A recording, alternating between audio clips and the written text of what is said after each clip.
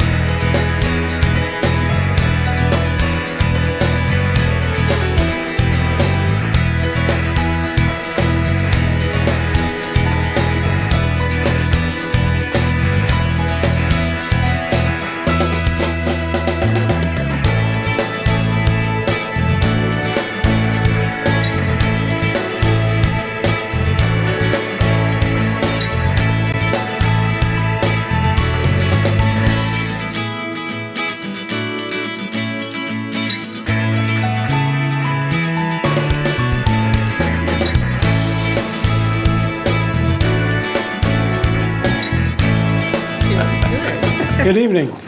I'd like to call a meeting of the Exeter Planning Board to order on this evening, Thursday, March 26th. Oh, and it's 2026, at 7 o'clock in the NOAC room of the Town Office Building located at 10 Front Street in Exeter, New Hampshire. If that's not where you are, then you need to leave. This is kind of a record meeting tonight. I want you to notice I have two planners here, Dave and Carol. So and we have a full board, look at this one, 3 alternates. This is something that's not happened in my 31 years. And the whole board's here. Of course, the board's always here anyway, except for the times they're not. When they're fiddling with their thumb or fixing things so they go on vacation, and then they go on vacation. So we got to talk to a couple of them. But anyway, so I'd like to start off by introducing ourselves. I'm Langdon Plummer. I'm chair of the board, and to my left, I'm actually here is Aaron Brown. Gwen English. Nancy Belanger, Select Board Representative. Sam McLeod. Dean Hubbard, alternate. Elaine Hayes, alternate. and to my right, John Gruder. Jen Martell. Clerk. And Marty Kennedy. and we have Dave and Carol with us this evening. First thing on the agenda is the minutes of February 12th, and I'm not sure that everybody has a copy of those minutes. I didn't get them. You didn't get them? Okay. Did you get the minutes? They were emailed. They were in the email. Yeah. I got the email. All right, I got the email. I'll say we'll delay those till our next meeting and see that everybody gets copies of them. So our next our new business is the application of J. Calley Associates for the site plan review, and everybody's been notified properly this time of the proposed demolition of the existing dry cleaning building and proposed development of a 4-story building for a 22-room hotel. The property is located at the C2 Highway Commercial Zoning District and is identified as tax map number 65-125 and is planning board case number 26-3. Now, Dave, would you like to start off, or you would like to have Carol start off, or who would like to start off? Sure, I will. Okay. I just want to recap, because we were here for this at the last meeting. I think, was it April? No, it wasn't April 9th, it was March. Yes. The March meeting, where we were tabled to a date certain tonight because the applicant asked to be continued. And the plans, I don't believe the application was accepted, so No. recommend, considering that. And just to recap my memo from last time, you have plans and supporting documents, some dated January 27, 26, with additional materials dated 3/16/26 for the proposed demolition of the existing dry cleaning building and removal of the foundation and the slab. The proposed redevelopment consists of a 22-room hotel that includes a lounge, cafe, continental breakfast area, and exercise room, all for the guest use only. And the hotel will utilize the existing shared driveway, existing parking area at the front of the site, proposed parking at the rear of the site, and shared parking and access within the plaza. The proposed drainage includes a pervious paver sidewalk around the building and an area of porous pavement behind the rear of the building. The proposed building is serviced with water, sewer, gas, electronic communications. The shoreline conditional use permit impacts with this design were less than proposed in the prior project design, so therefore no additional review by the Conservation Commission was necessary, and they did recommend approval of the conditional use permit with 2 conditions of approval that I have, if we get to that point. The property is located in the C2 Highway Commercial District, and a technical review committee was held back on February 19th, and the associated comment letter and responses to that are included in your packet.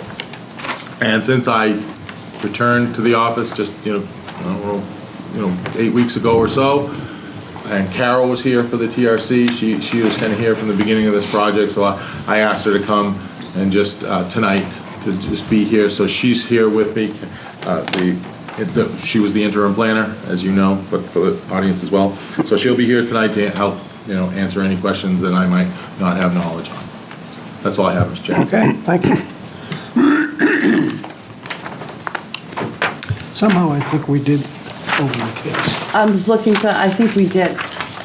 because I remember it asking I think I'm the one that Carol on motioned it, screen that's if why it was I'm ready to be looking. heard, Shuffling papers. I don't think we did. I don't think we did either, but I I don't. think we Okay. started to when the applicant's attorney, Was Okay. concerned about notice. yeah, Well, brought we that can up do it and again asked anyway. us not to go forward. I out of thought we respect for the opened it abutter. and that came up though, so. All right, so Is that I'll what you ask recall, Dave? Yeah, I thought we didn't. I Yeah, recall, but I could be wrong. no, I think, I mean, I don't think it hurts to do it again. we'll do it again. Right, let's just do it because So I'm trying I'll to ask find the Carol if meeting the case minutes. in your opinion is ready to be heard. Yes, It absolutely is, yes. Okay, then I'm looking for a motion to open this case. so moved. Accepted, I mean. Second. Moved and seconded. Voice vote is fine. Those in favor, please indicate by saying aye. Aye. Abstention, opposed? No. And that's not a no for me. And abstentions? None, it's a unanimous vote, so ready to go. The floor is yours, gentlemen. Good evening, Mr. Chairman. Christian Smith, engineer with Beals Associates, representing the applicant on the project.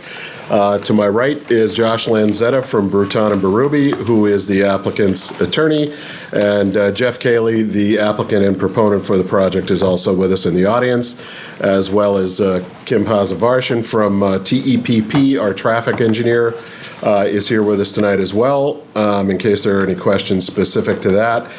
So I think we did go over very briefly just what the proposal, how the proposal, I should say, was different than the prior, which obviously we are now proposing a 22-unit micro hotel.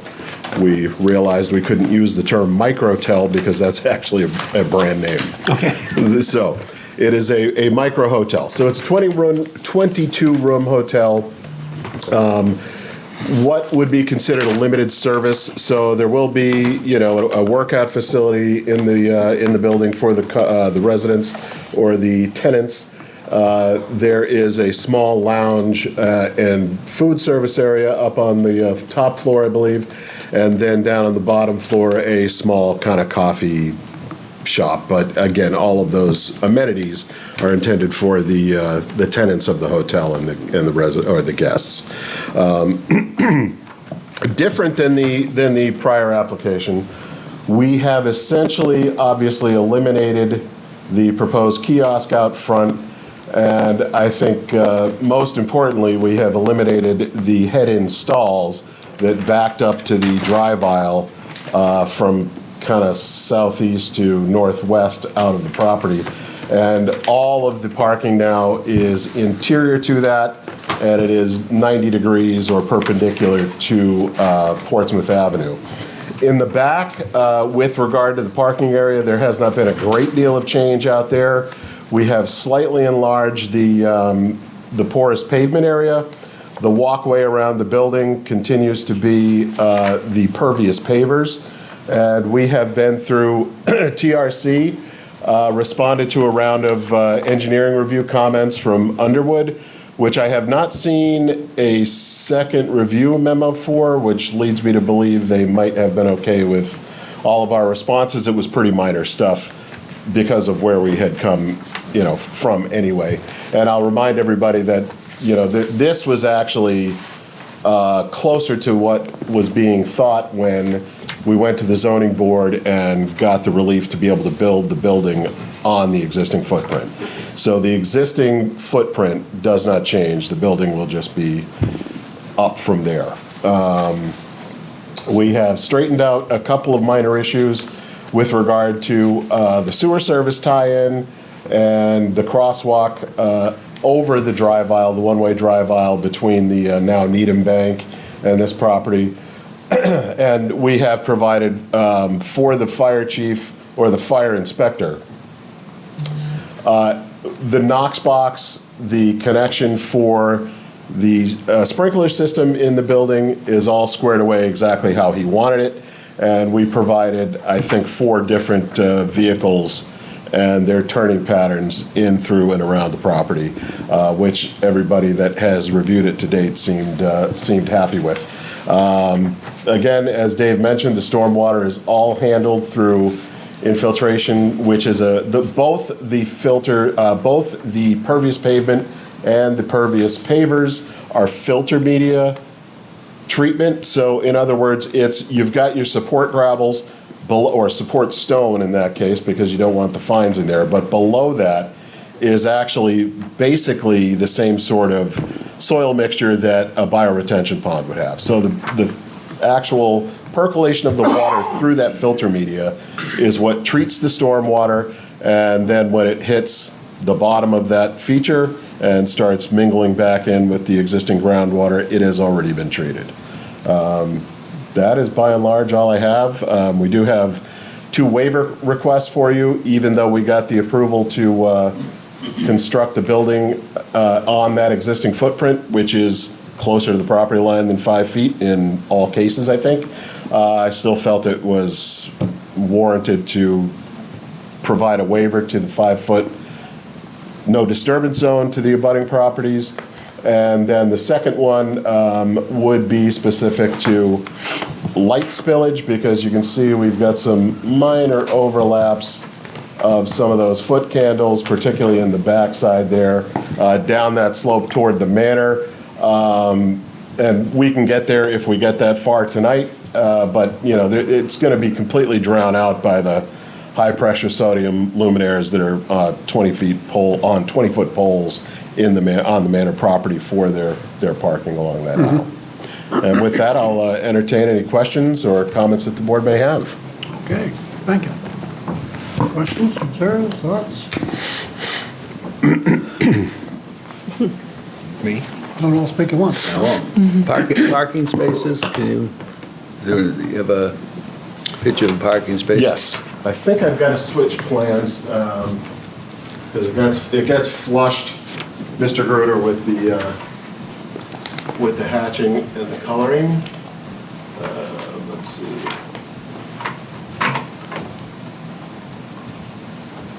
And set. Let's get some of this nonsense out of the way.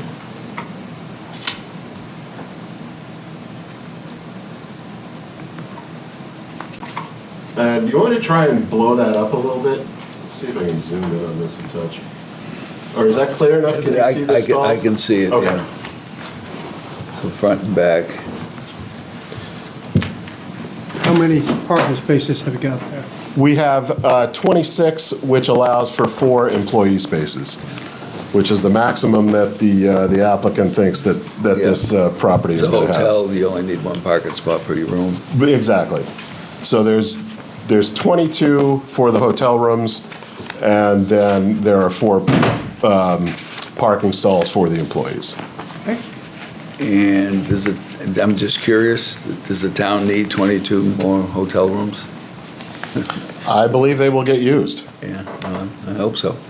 I know the apartments. So does my client. Yeah, I'm sure the apartments would have. A year will tell us. Yeah, that's right. The photo man will come back. You're building it so it can be easily converted to apartments? I don't think that's really doable, quite honestly. That's going to be quite a retrofit interior, if that were to be proposed down the road. Could you tell us a little bit about what's going to happen when we have snow like we've had this past winter? Yeah, absolutely. We do have some small areas for snow storage, largely back in this location, and there is some room before the slope off to the side here, and then we are cutting some pavement, so there is a small area up front, because right now that entire area up front is paved right to the sidewalk at Portsmouth Avenue. So those areas will hold smaller storms. If we have a winter like we had this past, we do, as we always do on projects in Exeter, there is a big note that says if you cannot store the snow in the parking aisles, in the parking stalls, and if it starts to encroach, you will have it trucked off-site and disposed of legally. Okay. Could you explain how you can use the parking aisle for the loading zone? Don't you have to provide a loading space? Well, the idea is that, again, with such a small facility and such minimal amenities, if you will, the loading is very likely going to be dealt with by the owner, by the manager of the hotel, so that they show up at off hours. If the guy gets in there with, I don't know, some towels, laundry or whatever for the rooms, and somebody needs to get out, they'll tell the front desk and they'll have the guy move the truck.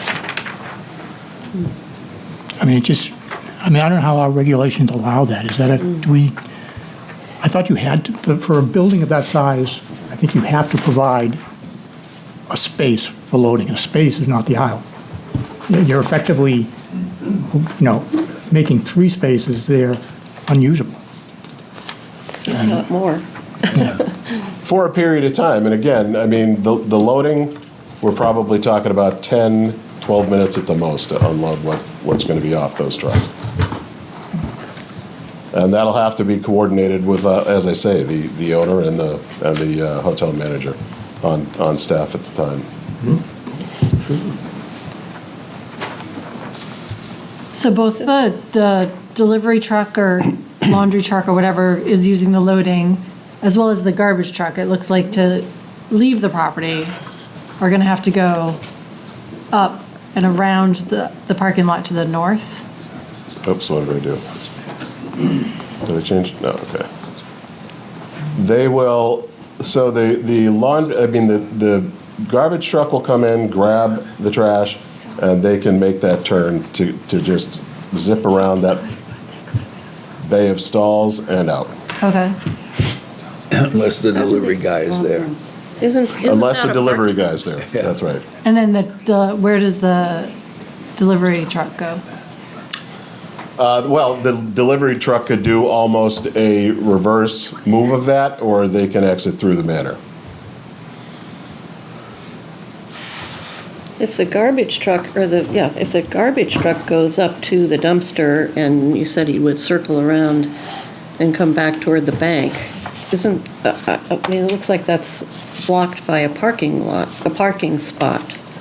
I mean, how is he going to get through there? No, If that parking lot it's parked up. There are clear aisles here and clear aisles here. I thought you said he was going to go across the top. So if you go No, I back said he up- would go around. The final stall, Gwen, is right there. Right. And he will just travel back up to get himself oriented and make that turn. So is he going through the manor's property to do that? For guess- about 5 feet, 10 feet, All right, yeah. but he is having to Yeah, do that. yep. It's not available in your parking lot, per se. Right, otherwise he would He's have gonna to. have to back out. Back out. Oh, dude, I did it again. There we go. Yes, otherwise he would have to back out and make that maneuver. I think it would be helpful on the plans to see that. Yeah. Like, because I would like to see the trash truck. It's going in now, but it's not coming out. We did not show the exit of the trash truck? No. Well, you just didn't kind have of- any errors. Oh, okay. Both the Well, delivery that's truck easy and the enough. trash truck, you just show it coming in, but you don't show it how it's going to leave. Easy enough.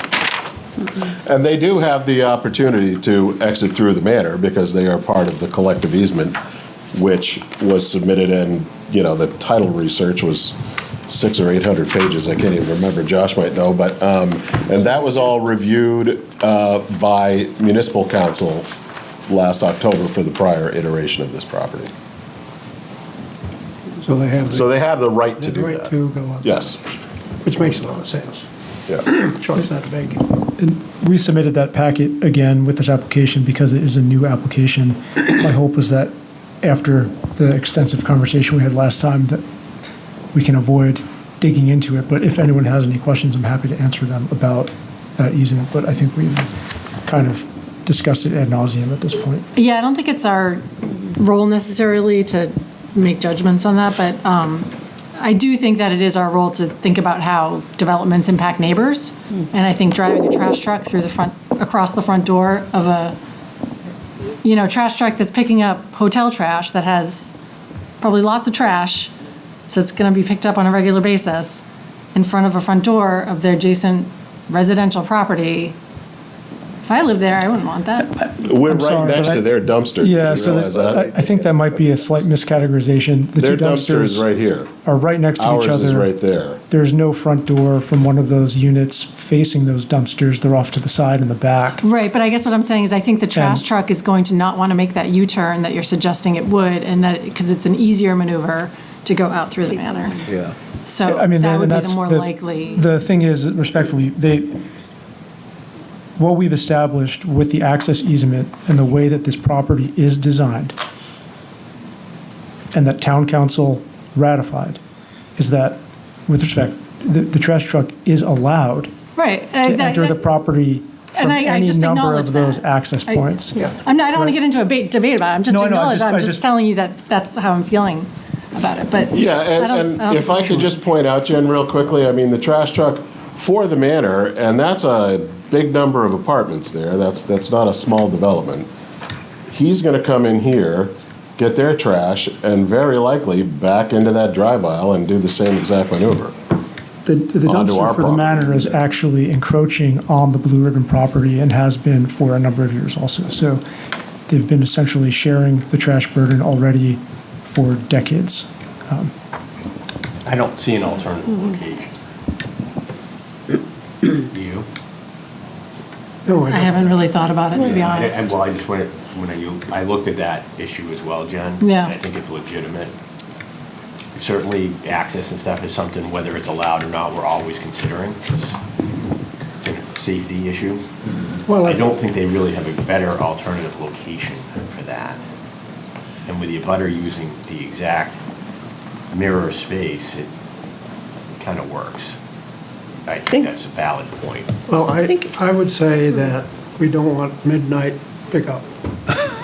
First of all, we're gonna rattle the can, if you will, and that's gonna wake everybody up. So I would say limit it to daytime, which I assume will be, but you don't wanna assume things. We may wanna make that a condition.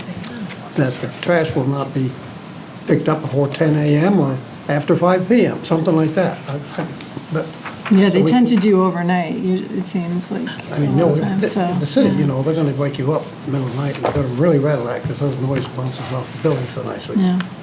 I think it comes down in large part to the scale of the building. You're providing rooms for 22 guests, and because of that, you're needing all this parking, and because of that, you're limited to any type of maneuvering you have in the lot itself.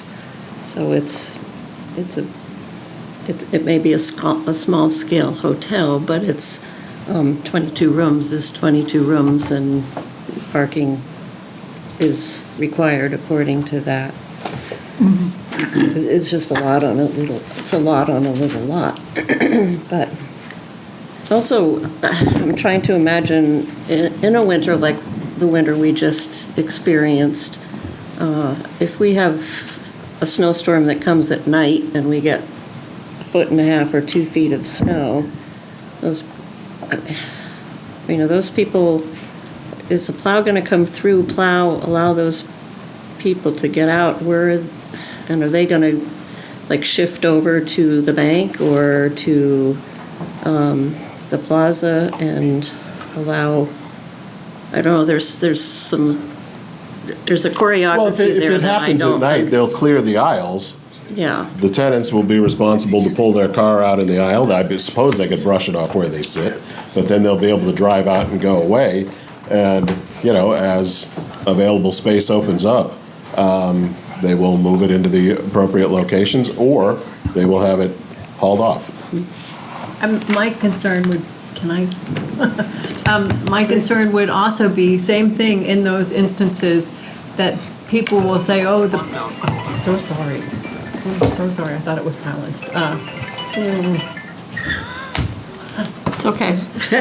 We've all had it happen. My concern is that people will go to the bank lot because it'll be cleared.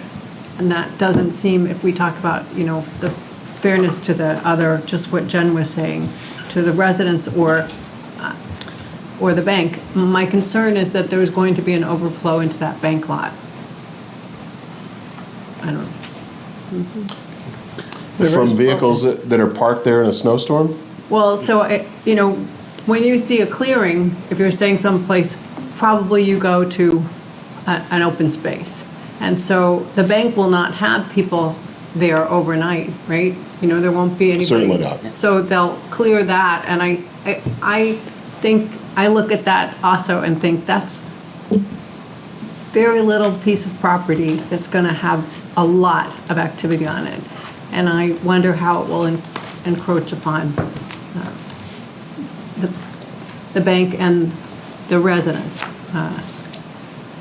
Well, who's ever behind the front desk is gonna have to, if it's gonna snow tonight, they're gonna have to talk to the people checking, give them the rules, because they're not gonna know what to do. There's also parking. There's a where ton all of the fine parking in print there. is on the screen there, Yeah. in front of the other, In front of the municipal lot, yeah, these, no, No. where the printing is. Down, In the plaza. down, to the floor, down, where it's not drawn. That's I'm sorry, what's not, yeah, I can't point to something, my bad. I just Trying to point to something that's not there. There you go. Exactly. Should know by now. Cut off by the viewport line. Yeah. I don't know, there's probably as many different plow companies there as there are businesses. Not, you know, so. And it's always a headache when you have a situation like that, whether it be a hotel or condo, Yeah. there's multiple homes or whatever being serviced, and not everyone gets it.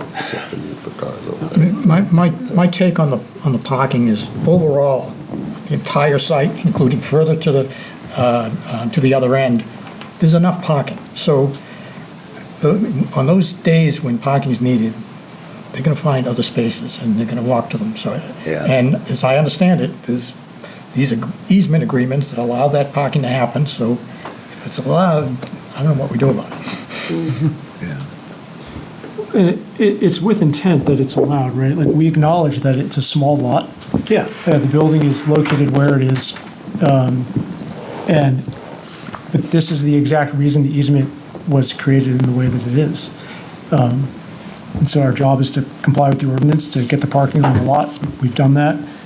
We can't anticipate what's going to happen in a snowstorm, or if there's going to be a 100-year storm, and with a plan note saying we'll remove the snow, and understanding the parking of a potential delivery truck, or, you know, the hotel owners are not going to want the garbage cans removed at night and waking their patrons up either. So that sort of stuff is pretty par for the course. We can handle that with notes and management, I think, pretty easily.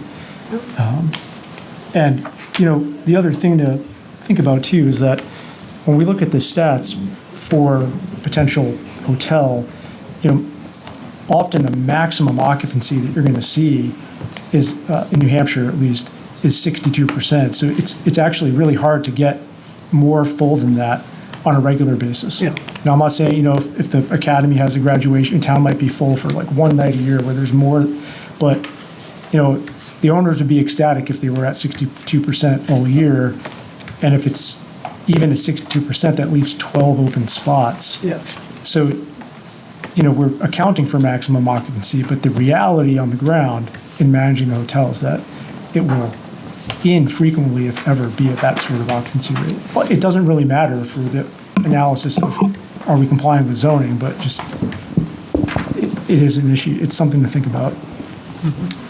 Is that a statewide occupancy or regional? That's a statewide Yeah, it occupancy. seems low to me for Exeter, New Hampshire.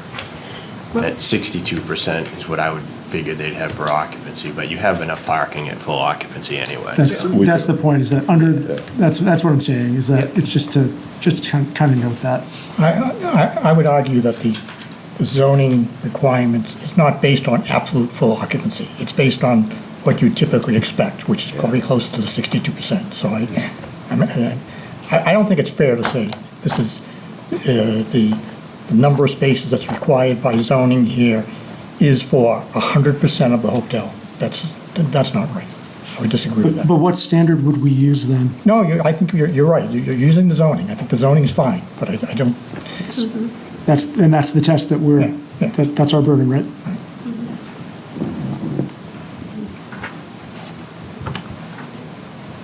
Other comments? I think the loading issue, Loading I'm not real comfortable with that.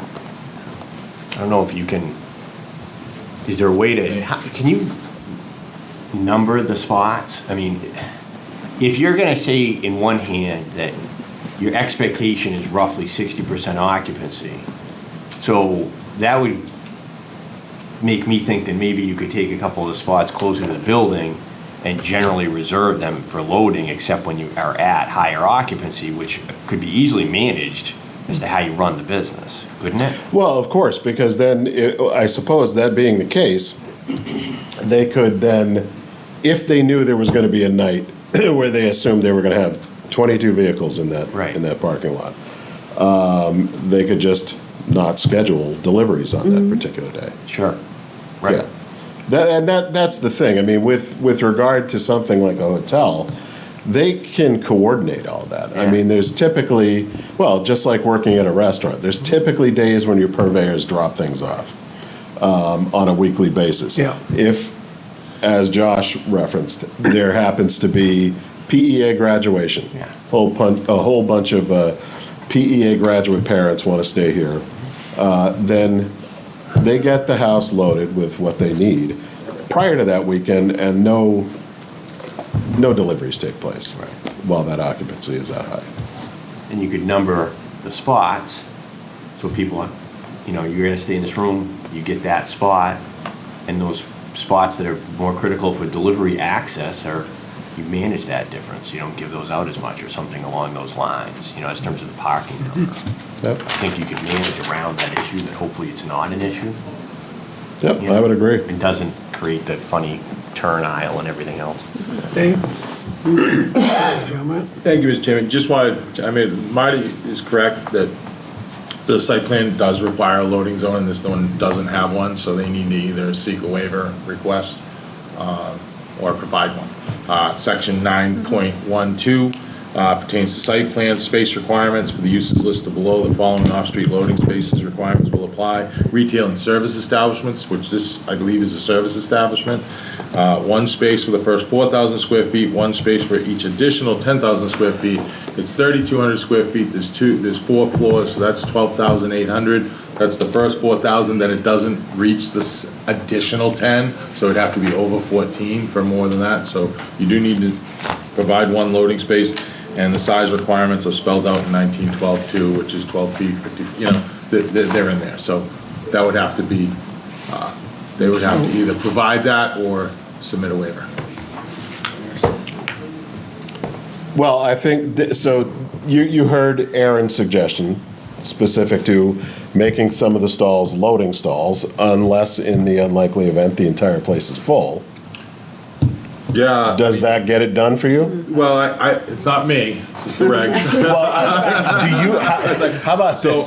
So I'd have to see what you're proposing, Yep. you know, like, you know, there might be something there. I mean, downtown, we look at it, we did kind of the same thing to make it like loading zones from, you know, from 7 AM to 10 AM. Yeah. And then parking after that. So there might be something there. I just gotta make sure, you know, it doesn't trigger a variance. Right, You know, like, of course. because the number of parking spots lives in the zoning ordinance. Yep. You know, so that's a different animal than the site plan regs, as you know. Yeah. So, Yeah. I guess we can talk offline. I could see something and figure it out. Yeah, I think it can be dealt with, because again, you know, this isn't a tractor trailer coming in there to drop off an entire trailer of food at the back of Shaw's, at the back of Market Basket, whatever. These are going to be quick drop-offs, you know, for the small facilities that they have on this property. So it's not going to be major amounts of time. Like I say, I'm assuming these are going to be 10, 15 minutes at the maximum to get those little box trucks unloaded with whatever they're bringing in, paper coffee cups with plastic lids, whatever. So that's fine. We will work that out with staff if that is okay with the board, if the board is comfortable with that. I'd still have concerns unless you can come up with something, so I'd want to see the. Yeah, no, I didn't mean. Oh, of course. Yeah, when I said no, I'd you talk guys will about. obviously see. Yeah, I would not try to keep that from the board Yeah, I think it would by come any back. stretch. Yeah, I would need to come back and approve by the board. Oh, yeah, It of wouldn't be course, like, of course. Yeah. No, that's not something we're looking to do after approval. Okay. That's what it sounded like to me. Okay. Go ahead. Nice try, Christian. Yeah. I think that's just my mindset when I get in front of planning boards. A for effort. Yeah. That was not my intent. Can you explain a little bit more about the lounge area? Is that, I mean, I see a lounge area in a hotel being used by people who aren't necessarily staying there. Like, unless you're filling up a hotel with a wedding party and their wedding guests, it seems like you would be using the lounge. There would be other people who may not be staying at the hotel coming in to use it, and I don't know what the purpose of the lounge is up on what, third floor, second floor. Yeah, I Is that think right? I mean, that's a third floor, fairly yeah. good sized area, and I'm just looking for more clarification on what that. Well, the intention is it's for the it's for the tenants, the people Okay. renting the hotel rooms. Just the fact that it's up on the third or fourth floor, and I apologize, I can't remember exactly which, I haven't looked at those architecturals in a bit, but for somebody to walk down Portsmouth Avenue and hike up to the third or fourth floor to go have a drink, it's pretty unlikely, I think. Just I human guess- nature. I guess When what you I got was- margaritas right there. I think the concept is breakfast, continental breakfast, coffee, where the coffee pots are. We've all stayed in hotels with that sort of configuration. Maybe there's a night somewhere to have a drink at the end of the night or something, but that's the sort of, So it's an area for your continental breakfast. right, Do you it's an have a amenity cafe, area too? for Right? food service. Yeah, that's going to be more of a grab and go Right. sort of place. That's downstairs. Yeah. Okay. Do you intend to have a liquor license? I assume they will have to, Sam, yeah. I believe they will have to. I'll tell you, Well, now, And I guess people that may would- be coming from the outside. yeah, see, I was thinking in terms of particularly with respect to the amount of traffic that we generate and so forth, that this was all internal. So if you're setting up something where you can, rent out the space, or you can bring in customers from outside, that changes a lot. It to- does. as far And as- that's not our intention. Okay, That is not our intention. So, I mean, is that something that, with any approval, we can make a condition that cannot occur? Because I think that's I important. think it's Yeah. important too. Okay. I mean, I It's up can see everything. people staying there and saying, gosh, we've got a lounge area up on whatever level of the hotel where we can go. And they may be inviting people who are staying at another hotel. And then you've got parking issues. And I know you're going to use the other parking areas that are not on site. But I think I think your comment is well taken. Should be just for the guests, for the people who are staying there. Yeah, and also, if this is like a restaurant or a bar, I mean, I'd have to talk to Doug Eastman, the zoning administrator, on this, but that has its own parking requirements. You Yeah. have one parking spot for every 3 seats. So that would, that could change the calculus of the parking required on this site. Well, it shouldn't if it's just for the folks that are staying there. But you But don't, we're saying that there Yeah. could be others coming. you don't get a liquor We need license to if you're not clarify going that. to try to attract other people. You don't live off 20 rooms. Because not everyone's going to be in there drinking all night. No, just the select few. Is the lounge intended to be like a bar type thing? Is that, because a lounge could be a bunch of couches and nothing, so. It's for the residents that are gonna be there. That's the intention. Do you- Just do you- like any hotel that you go in around here has kind of an area where you kind of hang out, read, get out of the room, meet family if they're visiting. But That's not- the intention of it. But So it's not necessarily Doesn't serve drinking. alcohol, it's not a bar, it's, I'm not there yet, to discuss that. We need to well, know. but that's kind of what they need to know. Yeah, Again, that requires liquor license and all that. But it requires parking too. yeah. Yeah. It requires additional Parking. parking. No, it's for the hotel. If you go to what we're talking about, to serving the public. I understand that. Oh, yeah. Yeah. But how do you prevent people coming, just as you're saying, who get invited by somebody else? Well, you can't Then prevent they- that. You can't. You can't. You can't, and so then it doesn't become just the hotel. You can't, but it's serving, the difference is serving alcohol versus somebody bringing in outside 6-pack or something, or a bottle of wine. you're not going to really realistically prevent that. No, I meant people being invited by somebody else, not bring your own, but Yeah, come over Be here. invited It's to the go difference and if there's a do- bartender serving and if there is guests handling their own right. I understand that. beverages. But this sounds to me like it's a bartender, that you're Potentially. contemplating a bartender serving, but your intent is only for the people staying there, right? Yeah, what- that's it. That's where the confusion's coming in. Okay. Well, if it's That's for residents legitimate. only, they can bring in their own six-pack and enjoy Yeah. it. If they don't. Yeah, they can drink in their open room. cards, they can read, anything they can do. But drinks will not be served in. I mean, these are relatively small rooms, so I could see having some type of a lounge where people can get out of their tiny little room Right. and go Stretch sit their down and legs, yeah. read and whatever. Yeah. But that's one thing, and to me, that would be fine. Yeah. But if we're talking about a bartender, a bar setup, that's different. Because, you know, that's people coming in off the street, and I'm going to have a drink. Yeah. Okay. Coffee earned in the morning and the donuts and, It is on the fourth floor, though, so in theory, most hotels, you need a key card to get in, the elevator. yeah, They're not just yeah. going to let people, I mean, I don't really see people coming off the street and going up 4 floors, to your point. Yeah. like- I mean, as long as we can make it a condition. If this was downtown, I think that would be much more susceptible to that. but if I'm staying there and I know you, I might invite. Yeah, if I- you if- over, yeah, Like I that, mean- that's, you'll get in easy. right? Exactly, yeah. I'm not worried about one or two people. I can't see that happening. that It's not often. intended to be a destination for people, it's intended for the hotel patrons. I guess what I'd like to know is like what is in there? Like, you know, what is it gonna be used for? Is there gonna be a bartender? Is there We gonna be a need cash detail. bar there where people can go and buy a drink? I don't know. And that use has to do with zoning, you know, it's all, you know, lives in the zoning and it's tied to parking, so just some clarity on that would be appreciated. Yeah, that's all.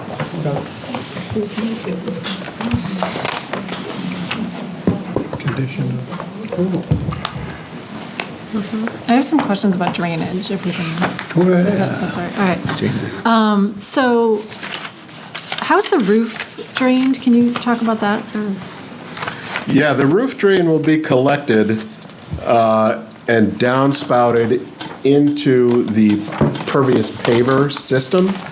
There is, I think, 4 inches of wash stone above the filter media that I was talking about. And then I think the pavers themselves are about 4 inches deep. And then there's a 2-inch choker course between those two.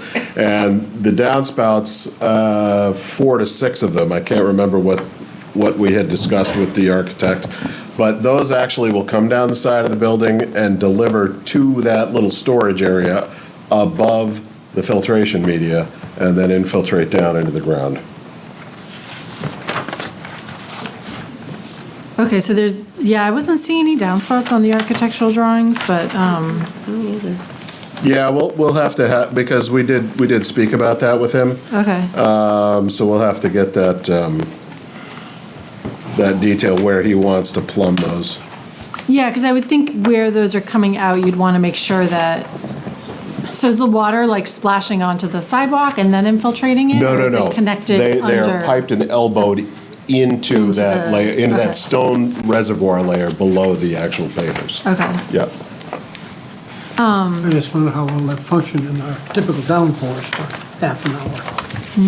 Are they gonna be able to accommodate Well, it holds. a mini flood? Yeah, they can handle a 7-inch rain event, which in Exeter, if you're using the extreme precipitation tables, plus 15% because we're in the coastal zone. Yeah, okay. We're talking about almost 8 inches of rain in 24 hours.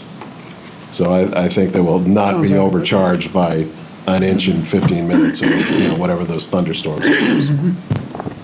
And then the peer review questioned the drainage, that the stormwater in the back parking lot, about half of it is draining off-site, which I think is the current condition too. Yes. Did you explore ways of kind of, remediating that? I'm curious. Well, like- we did. What the issue we have with that, Jen, number one, the width of the parcel, obviously. We don't have a tremendous amount of room. The slope wants to be shallow enough so it's walkable, ADA accessible, blah, blah, blah. And we have over a 2-foot drop between here and here in the existing condition. And we can't really do anything beyond those lines. So we have increased the flow to our pervious pavers in the back to the extent possible, but it just did not significantly change what's going to flow there. We still show a reduction, excuse me, did I change pages? Yes, I did. We still change and reduce the flow to this side of the property and to this side of the property, and this is all upslope of us, so that's all headed our direction. But both of those points were done as individual analysis points, and we are well below the existing flows for the given storms, for all of the storms that we evaluated. So we are collecting enough through the pervious pavers and the pervious pavement to reduce those peak flows and the volumes. How much are you reducing it by? Because it seems like, just looking at the grading, like there's still quite a bit of concentration for basically that first 2 bays of parking. Yeah, there is, but bear in mind, right now, the entire thing goes that direction. Right. I guess I'm just wondering if you could look at putting a catch basin in there on your property, or if you looked at doing more permeable pavement so that there's less runoff. So in general, we are under the storm events in the direction of the manor, just under half of what the existing flows are. So for the 1-inch storm, we're talking about 0.12 CFS in the existing condition, 0.05 in the proposed, and it walks pretty much a straight line up to the 50-year storm, where in the existing condition, it's 1.21 CFS at the peak flow and 0.57, so just under half in the proposed condition. So it's a pretty significant reduction in flow in that direction. So you didn't consider those other things, or you did? And we did. It's just not feasible to get it graded. Right, but if it was permeable, you wouldn't need to grade it, right? Well, it is, but the beauty of those stalls being pervious is there's not a lot of turning that takes place on them. You start putting the pervious pavement material on the drive aisles, there's a lot of turning that's going to be taking place on those, and there's just not enough liquid asphalt in that mix to keep it bound properly, so it tends to spall. The little aggregate starts popping out of it, and it becomes a headache. And we felt that we were already getting it down to under half of the existing condition. We were doing everything we needed to do.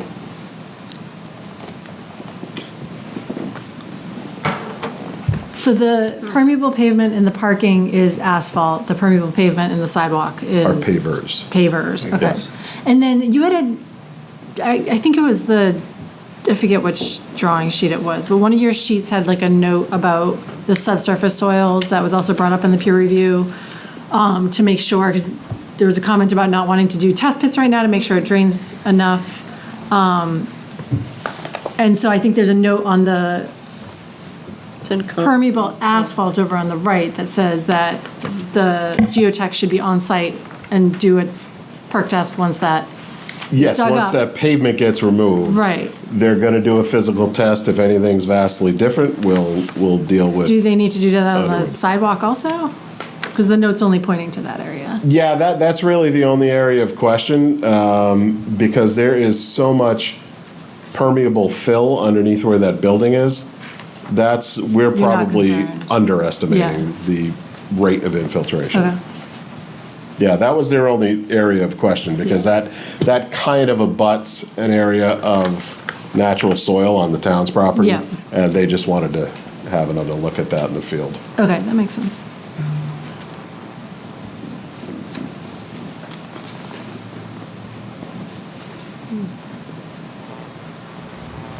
Well, it's open to the public. Anybody in the public would like to speak, I'd ask you to step to the microphone and introduce yourself so we'll know who's speaking. Good evening, Mr. Chairman. I'm Todd Fahey. Thank you. Good evening, Mr. Chairman, members of the board. I'm Todd Fahey from Upton and Hatfield. I'm joined here tonight by Margaret Watson, who is Needham Bank's General Counsel and Senior Vice President. She's here. It'll just be me speaking, and I'll keep my comments somewhat brief. I did have some handouts. I know you, but I want to just have them for the record, if I might just approach. This is the one that came this morning. Yeah, and I've given it to council as well. Thank you. You have copies of it? I think I know.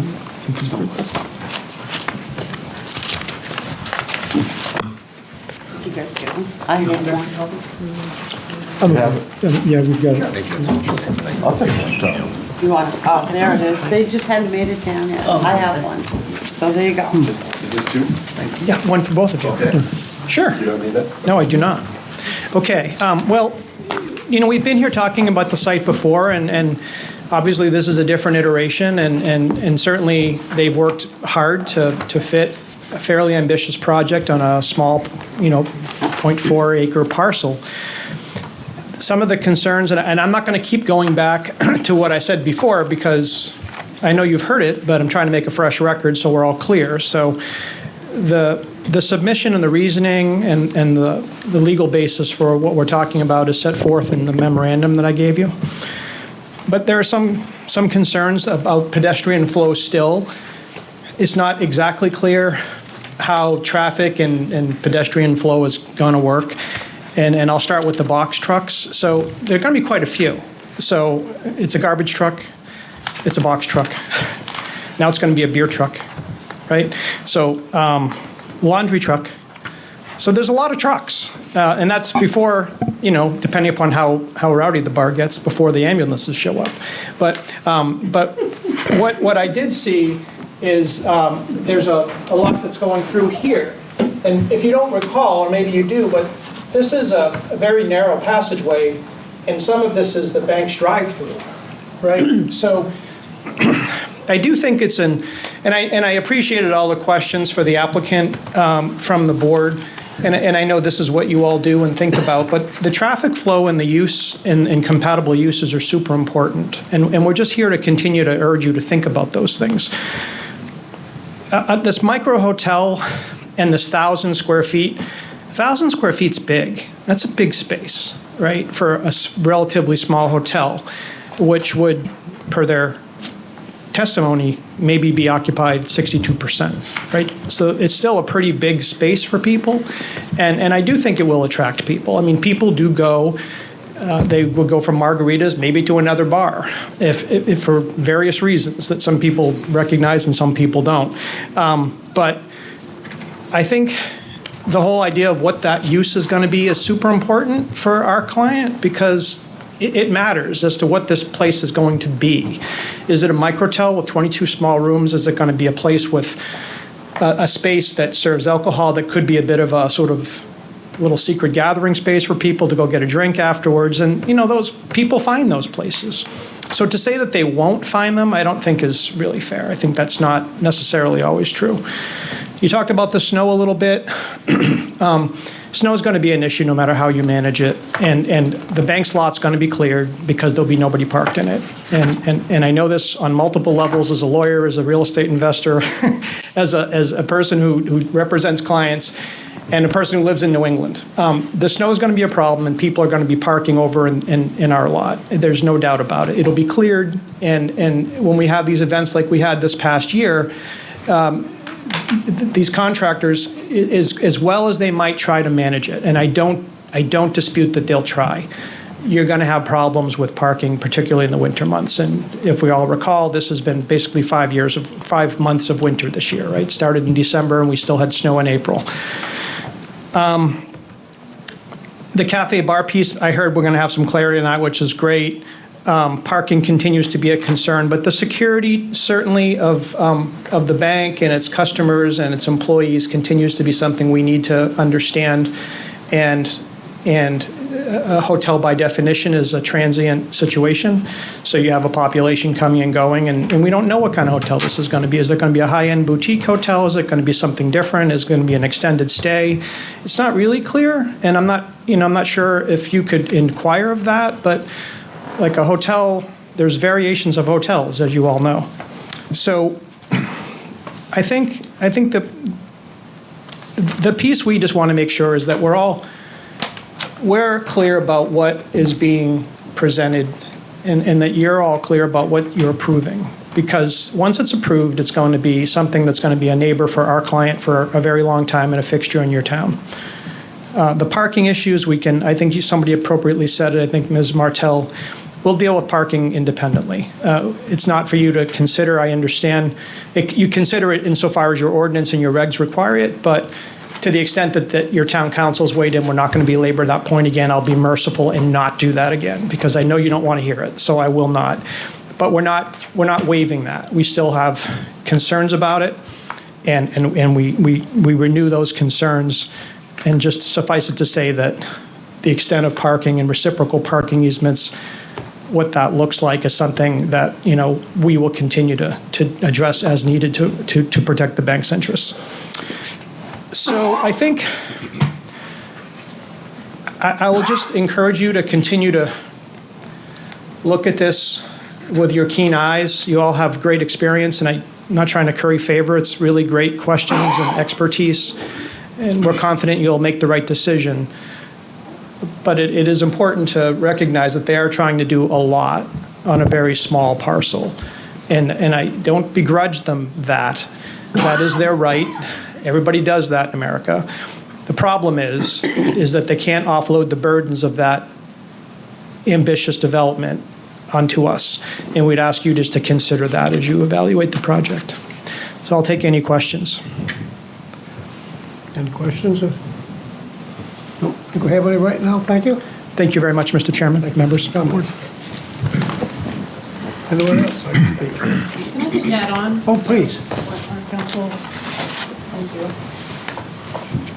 I'm Margaret Watson. I'm general counsel for Needham Bank, and I live and work generally in Massachusetts, so I'm not necessarily familiar with New Hampshire. However, I will tell you in Massachusetts, the planning boards are very strict about drive-through lanes. And I don't know about New Hampshire, but safety is paramount. Directions, signage are paramount. Mm-hmm. And if you have hotel guests who are leaving in the morning when the bank is up and running, I'm very concerned that you're going to have traffic. I'm hearing that you're going to have trucks coming through the drive-through lane. That's overburdening of our property, and it becomes a safety concern for us. So I just want to add, I don't think we haven't talked a lot about safety and talked about clear and free access, but I think that's important. Thank you.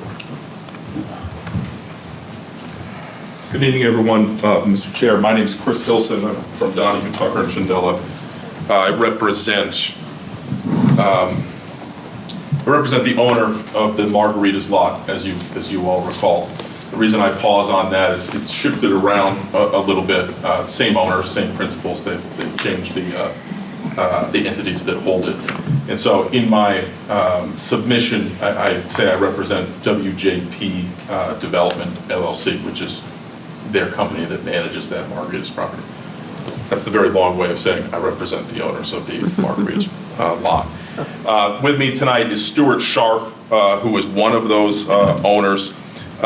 He and Jeff Gilbert, who was here last time, are the principals. They have an interest in this application.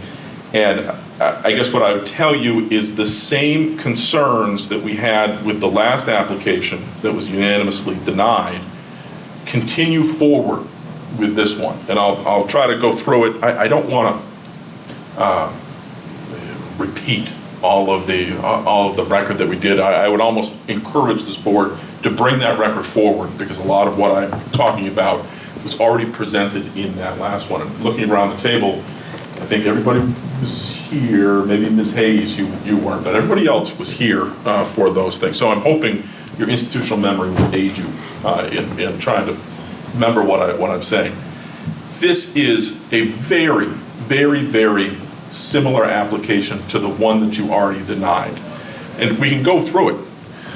First, this is a 4-story building on the footprint of the dry cleaners. That's what the prior application was for. This application, a 4-story building on the footprint of the dry cleaner. All right? Both are being used for lodging. I think there's a distinction without a difference, if I'm being honest, and perhaps maybe an intensity of use the wrong way for a micro hotel versus MUND housing. Okay, it's all for lodging. There's going to be people there with cars going in and out, perhaps more so with a hotel than with the MUND housing. The second issue is the proposal bisects this lot, the entire width of this lot. That is a major problem that is not addressed. The same problems that develop in our advance as a result of that bisection of this lot are carried forward to this particular one. The prior application had the bare minimum parking on site. This application has the bare minimum of parking on site. And there are ramifications from that. I'll try to keep it brief, but there are cross easements, including cross easements in favor of my client. My client has easements right to park here, and you are using, or this applicant is proposing to use, every square inch of this for their use. It overburdens the easement, it renders it a nullity. You folks are here to make sure that overcrowding doesn't happen as part of your duties as a planning board. There is a tortured access aspect to both these applications. The first application required, as this one does, parking in the rear. This proposes 13 lots. The current application proposes 13 parking spots here in the front, 13 parking spots in the rear. They have to use parking in the rear in order to meet their regulations. To access that, it's in your packet, there's a very tortured access to do it. They have to come in off Portsmouth Ave, near the border of the property, go through the bank's parking lot, go around the bank, and into their parking lot from the rear. Can you make sure you're using the mic, because we Oh, I'm sorry, yes. I walk around and thank you. Thank you. I'll do my best. So that is a very tortured way to reach the back of that lot. I think we can all agree. And if I was the bank, I'd have major concerns about them routing traffic through my parking lot. And you heard General Counsel from Needham Bank talk about how safety concerns with that particular drive-through are paramount to her.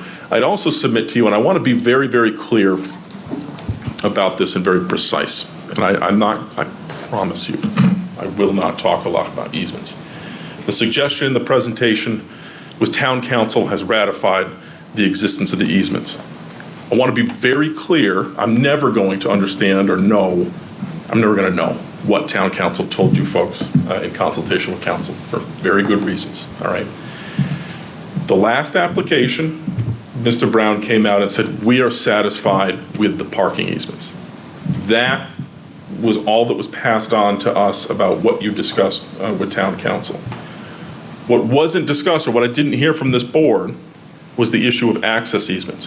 What I heard here tonight is the idea is these delivery trucks are going to come in, they're going to go around the bank parking lot, and they're going to enter the rear of this property and then exit out the McLean parking lot. I think we need to be really precise about this. There is no access easement in favor of this property over the McLean Manor lot. McLean Manor, the declarant, came here the last time and said, we can put a Jersey barrier up right there. I want to be very clear about that. So the idea that you're going to route traffic out through McLean Manor is unsupportable. That's not, they did this McLean Manor lot to the north was the first lot out of this lot. They did not reserve an access easement in favor of 97 Portsmouth Ave when they did that. They got the benefit and the burdens of the easement over my client's property, the Margaritas lot down here to the south. They did not reserve an access easement for themselves. So to the extent their plan and their application requires exit through the McLean Manor lot, you are just inviting a problem down the road.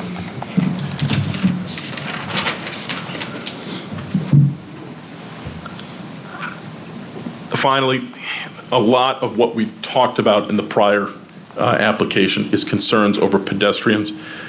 I won't belabor it because I think Todd already, Attorney Fahey already discussed it. This is a very narrow exit from the bank's drive-through out to Portsmouth Ave. There's a lot of traffic that's going to come around a corner. I'm not sure that's a safe configuration for pedestrians right there, and that's of concern as well. So there's a number of different, the substantive difference really is there's more rooms.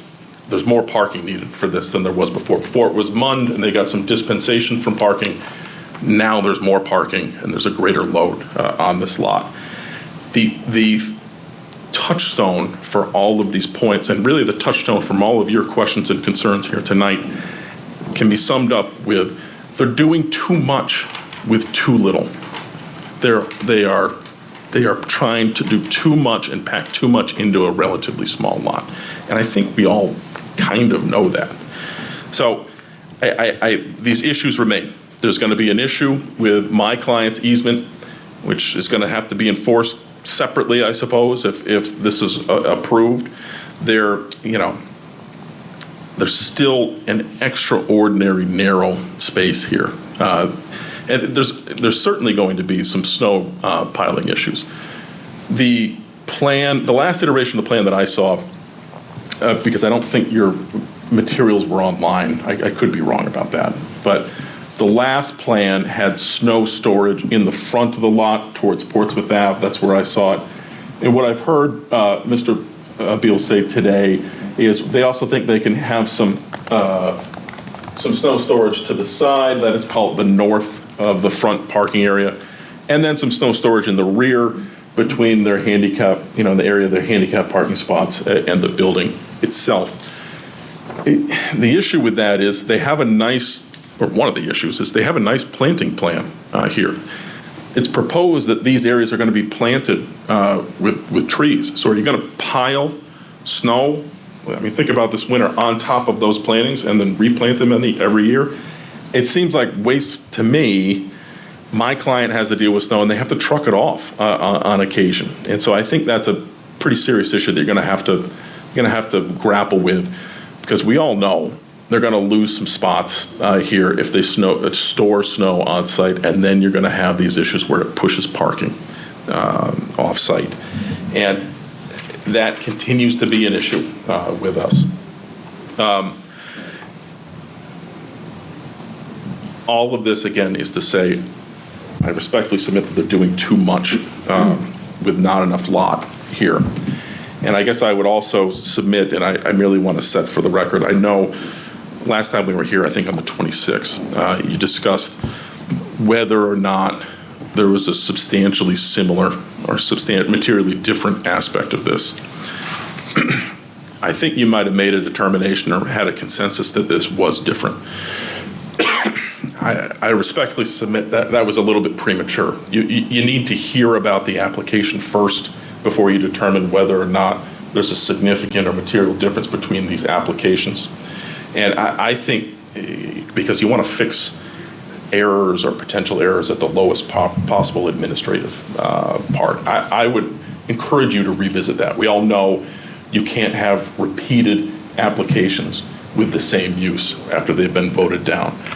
And the case law, which I put in my materials to you back in March, where you look at the problems that developed or that were discussed in the prior application in determining whether or not something is materially different. So you all discussed it at great length. You touched and mentioned and discussed various problems with the prior application. Those problems persist. And so I think you can vote this down on the merits. I think you can vote it down by saying this is not materially or substantially different than the prior one. There's no change in circumstance. There are a number of reasons why I submit that this particular plan configuration should not be approved. Again, I'd like to see that. I'm a resident here. I personally am a resident here. I'd like to see this this lot developed into something. But I think this is too much. And so I'd ask that you deny this application in its current configuration. And I'm happy to answer any questions you folks have. Thank you. Any questions? You want to say something, sir? No, thank you.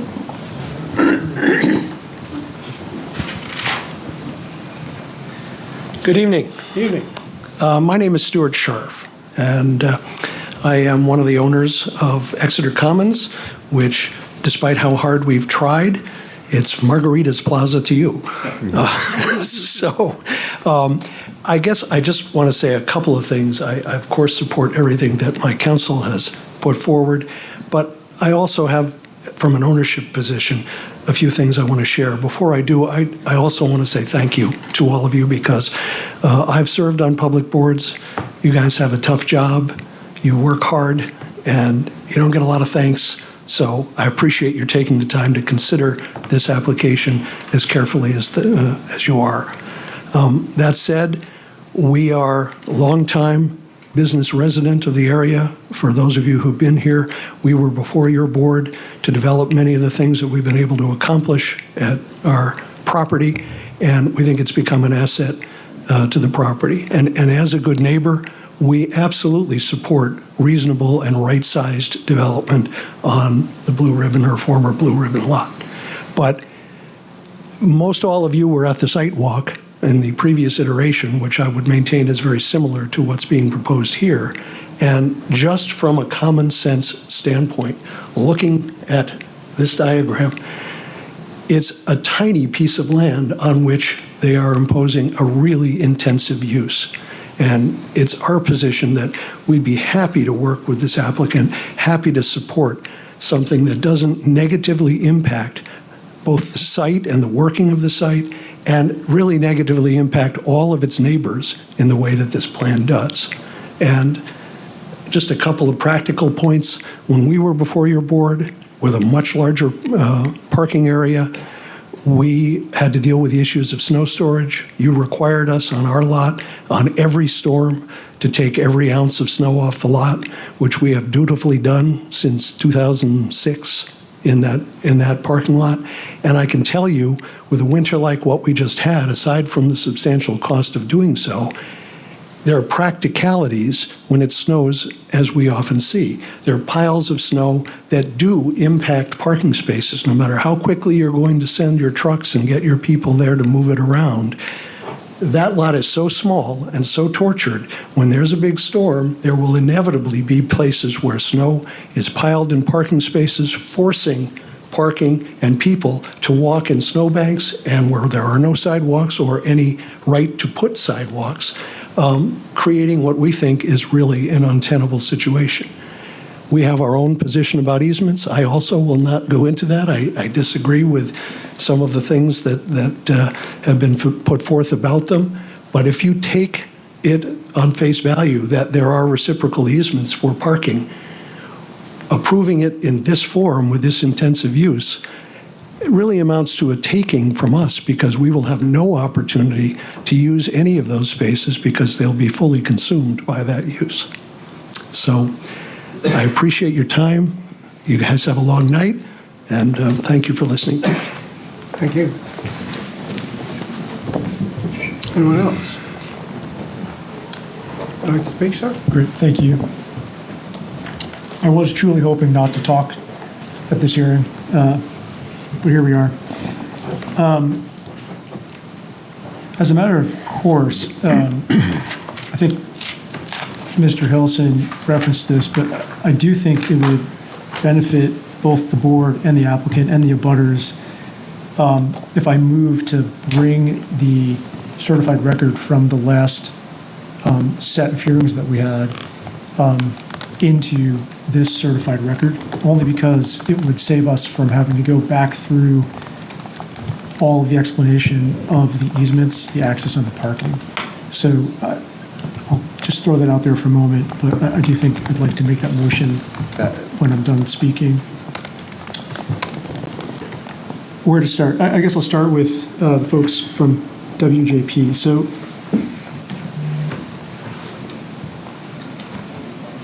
we're not supposed to be assessing here the timbre of the easements, whether access or parking across the lots. It's not part of the board's purview. However, the continued diatribe, which is false, is starting to get a little ridiculous. We have provided the chain of title. We've clarified it. And we do have access across the McLean Manor lot. I've talked to town council about it. It's in the materials that we've produced. So that's just a false statement at this point and fake news. Regarding Fisher, so normally I would have been jumping up and down like a jumping bean, objecting, but that does nothing other than to disrupt whoever's talking and probably makes me look like a jerk. But I do object to all of the reference to the similarities in the application for a number of reasons, the most being that the Fisher doctrine in this case is not being correctly applied by the folks at WJP. I don't think it's a lack of understanding, but it's missing the substantive rationale for what Fisher means. And this board has already voted on whether Fisher applies and has found that this is a new application. We're working under a different zone and we're proposing a different use. And it's just quite that simple. So if Fisher doesn't apply, we've already been through that together on this particular application. And so I'll leave it at that as far as the WJP comments. Regarding the bank, and again, I think it would behoove us to bring forward the discussion from the last meetings, but a hotel is not a scary use, right? So we're proposing a new state-of-the-art structure. The goal is not to have grifters or the likes in the hotel, right? It's Exeter, New Hampshire. It's not a scary place. It's going to be a high-end hotel. It's not scary in any way. There will not be hourly rates. Right. If that helps. So, okay. And all of the ingress and egress, and thank God we're not in Massachusetts. I agree, Massachusetts has terrible laws, and I'm happy to be born and raised in New Hampshire. Looking back through all the materials that we've provided, when you look at the zoning and all the hearings that have happened, the ingress and egress on Needham Bank's lot was mandated by this very board. The curb cut location, the traffic flow, and summarily the distances, so the distance of the new building built on the Needham lot compared to the long existing, for decades in fact, Blue Ribbon Dry Cleaner was applied for by a different entity and was, again, that building was raised and then put back in that same spot, right? So this building there have been 3 different buildings in this exact location on the Needham Bank lot, whereas Blue Ribbon, that building has never changed for over almost 70 years. That laneway was approved and mandated by this board. There's nothing that any subsequent owner of the Blue Ribbon lot can do to change the configuration of ingress and egress. And the egress around the back of the bank's teller lanes does not include an actual teller lane. That is actually an egress lane. So that's clear for use. And we have provided the easements that allow us to use it, and it has been used by the Blue Ribbon for all of these years, that both the bank buildings have been there and the KFC, I think it was, there was a fast food restaurant, and before that, I think it was a restaurant and ice cream parlor, possibly. Dairy Queen. But so, right? I think it was Dairy Queen. Dairy Queen. So it's been used in this configuration for decades. So I understand that there's a minimal laneway there, but this is what the town has forced on the Blue Ribbon.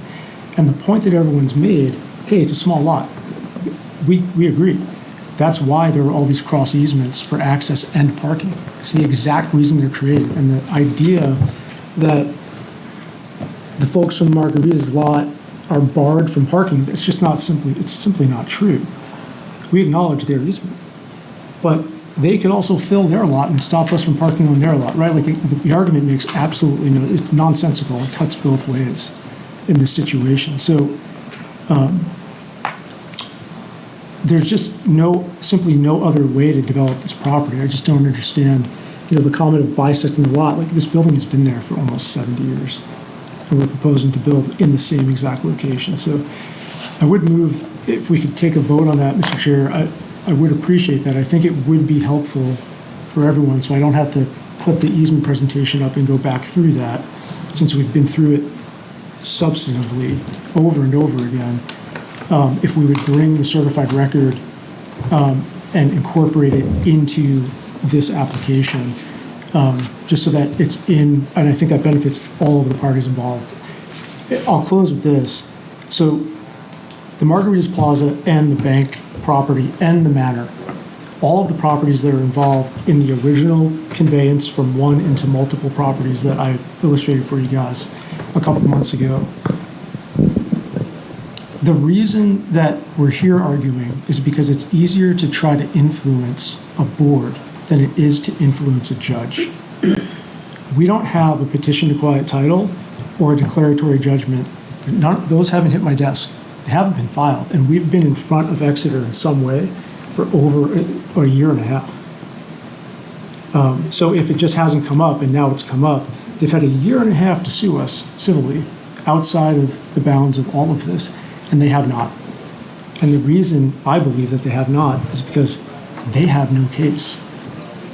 The chain of title that I have provided is absolutely correct. And I've been through that with town council, and you guys happen to have a very good lawyer representing Exeter. So both for the access, parking, and for Fisher, town council has weighed in. We have already substantiated the access and parking. We've already substantiated that Fisher doesn't apply. But I'm just making the point that it's somewhat ridiculous to me and slightly offensive that we're still here talking about the same stuff over and over again, because the application is different and we do comply fully with the ordinance. It's quite different from the last application. So with that, that's all I have.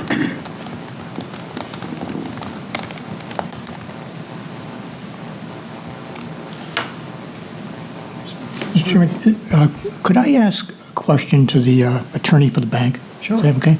Are you willing to answer a question for me? Sure.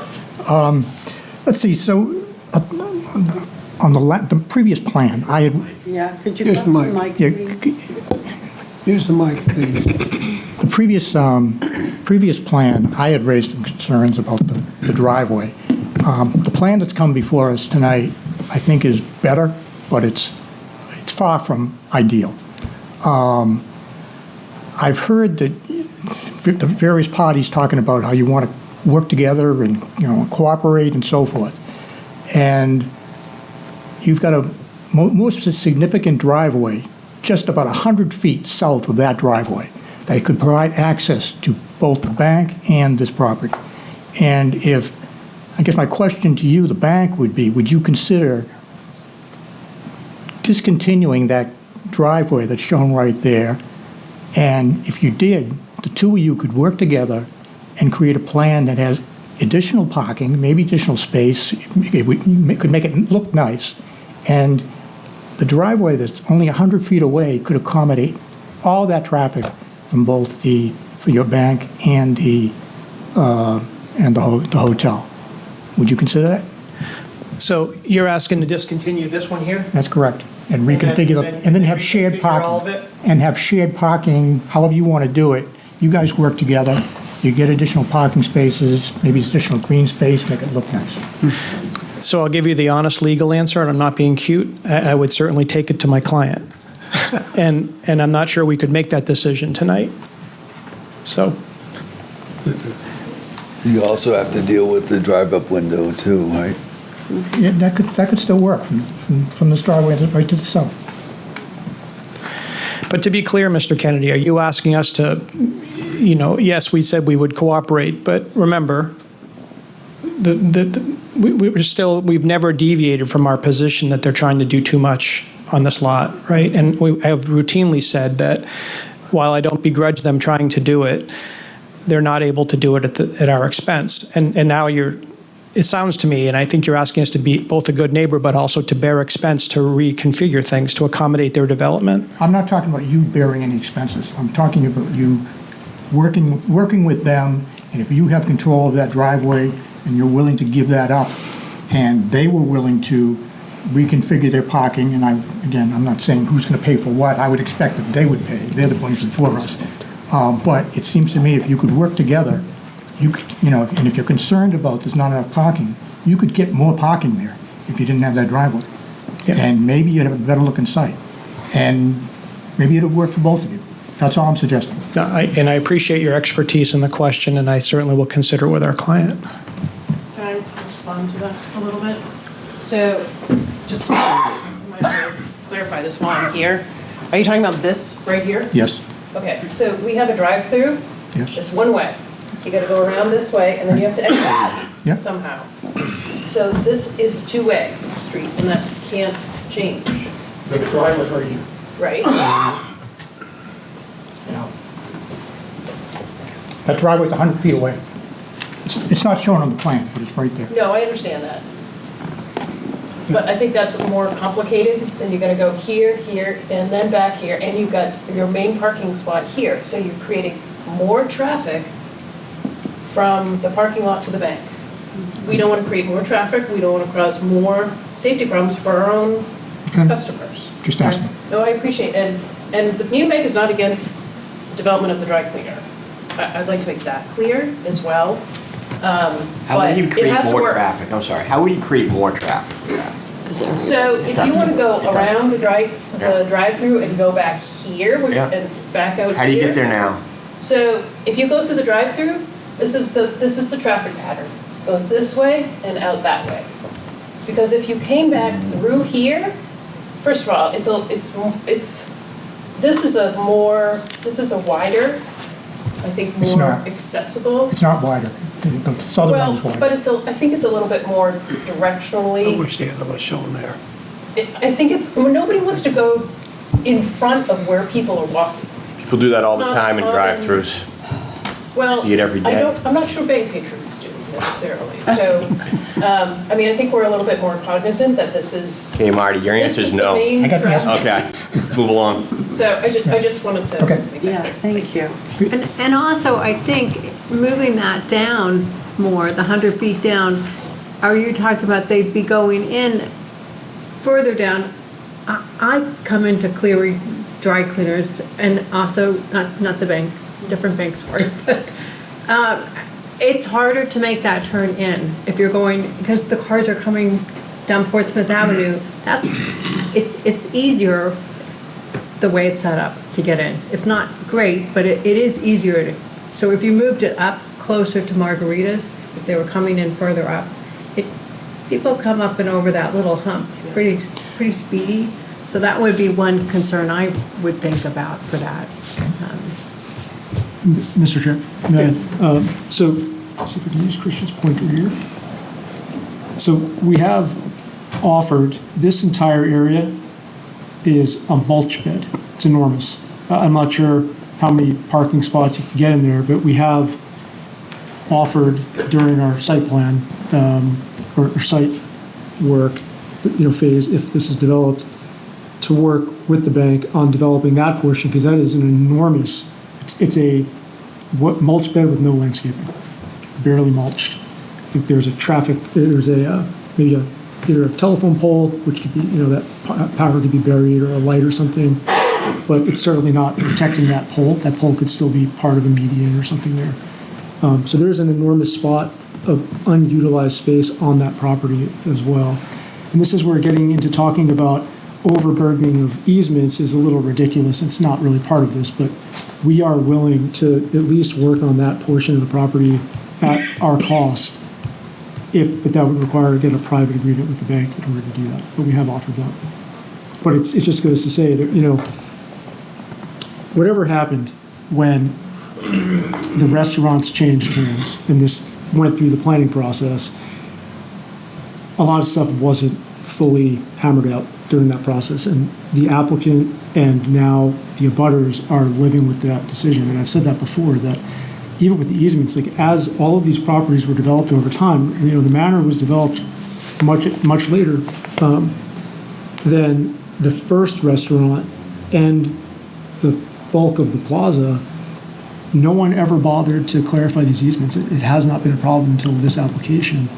And I disagree with the statements of we're doing too much on the property.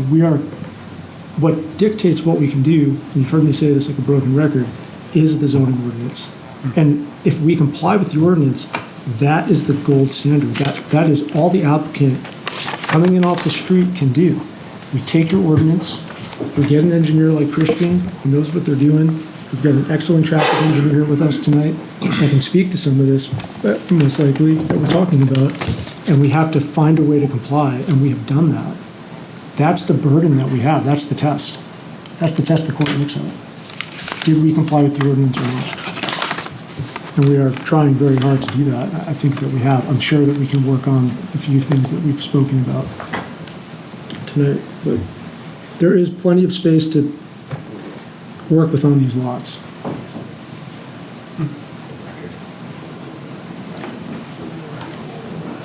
Yeah, we could.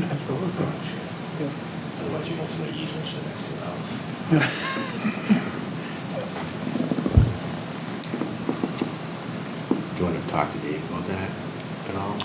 Yeah, Dave, could you give us a little more about moving the record ahead that we have? Yeah, I understand it, and I understand that multiple attorneys have asked for it today. My knee jerk is, I think it's okay, but we are in it doesn't sound like, the board's in the position to take any action on this application tonight. So we have time to do it. So maybe I just check in with our legal counsel, and then I will report back at the next meeting to see, what the process is, what the vote should say, and just see if they have any, if our counsel has any concerns. I don't think so, because like multiple attorneys that don't agree with each other are saying, I agree with this, so I'm pretty sure it's probably okay. True. But let me, yeah, kind of rare, right? Yeah. No offense. I was like, but, yeah. So it's probably okay, but let me just check, because we have plenty of time. It's not like we have to do it tonight. Good, all right. We're happy to wait for town council's opinion about that. The question I wanted to ask is, the spaces in the banks way back, we've heard testimony saying they never use those spaces because they don't want their employees out there. There are, I don't know, 6 or 8 spaces there. Is there something could be worked out that way? I don't know.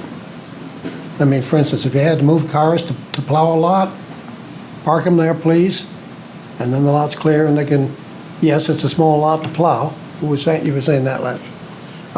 But then you'd be able to plow a lot easier than trying to diddle with 3 or 4 cars and making sure you don't hit anything, so. We're willing to try to hammer out an access and maintenance agreement. That's been on the table between the parties. We just haven't been able to get there yet. The bank did change hands, so new management, things changed. Luckily, we have the same council. And could you repeat what you talked about on that, what now is a grassed island? Yeah, so that the space right here, that entire kind of rounded rectangle is a mulch bed, and it's kind of like it's a barely landscaped. I don't know the last time mulch was put on it. It's kind of a dirt bed, if you will. There's really no landscaping there. Can't park there.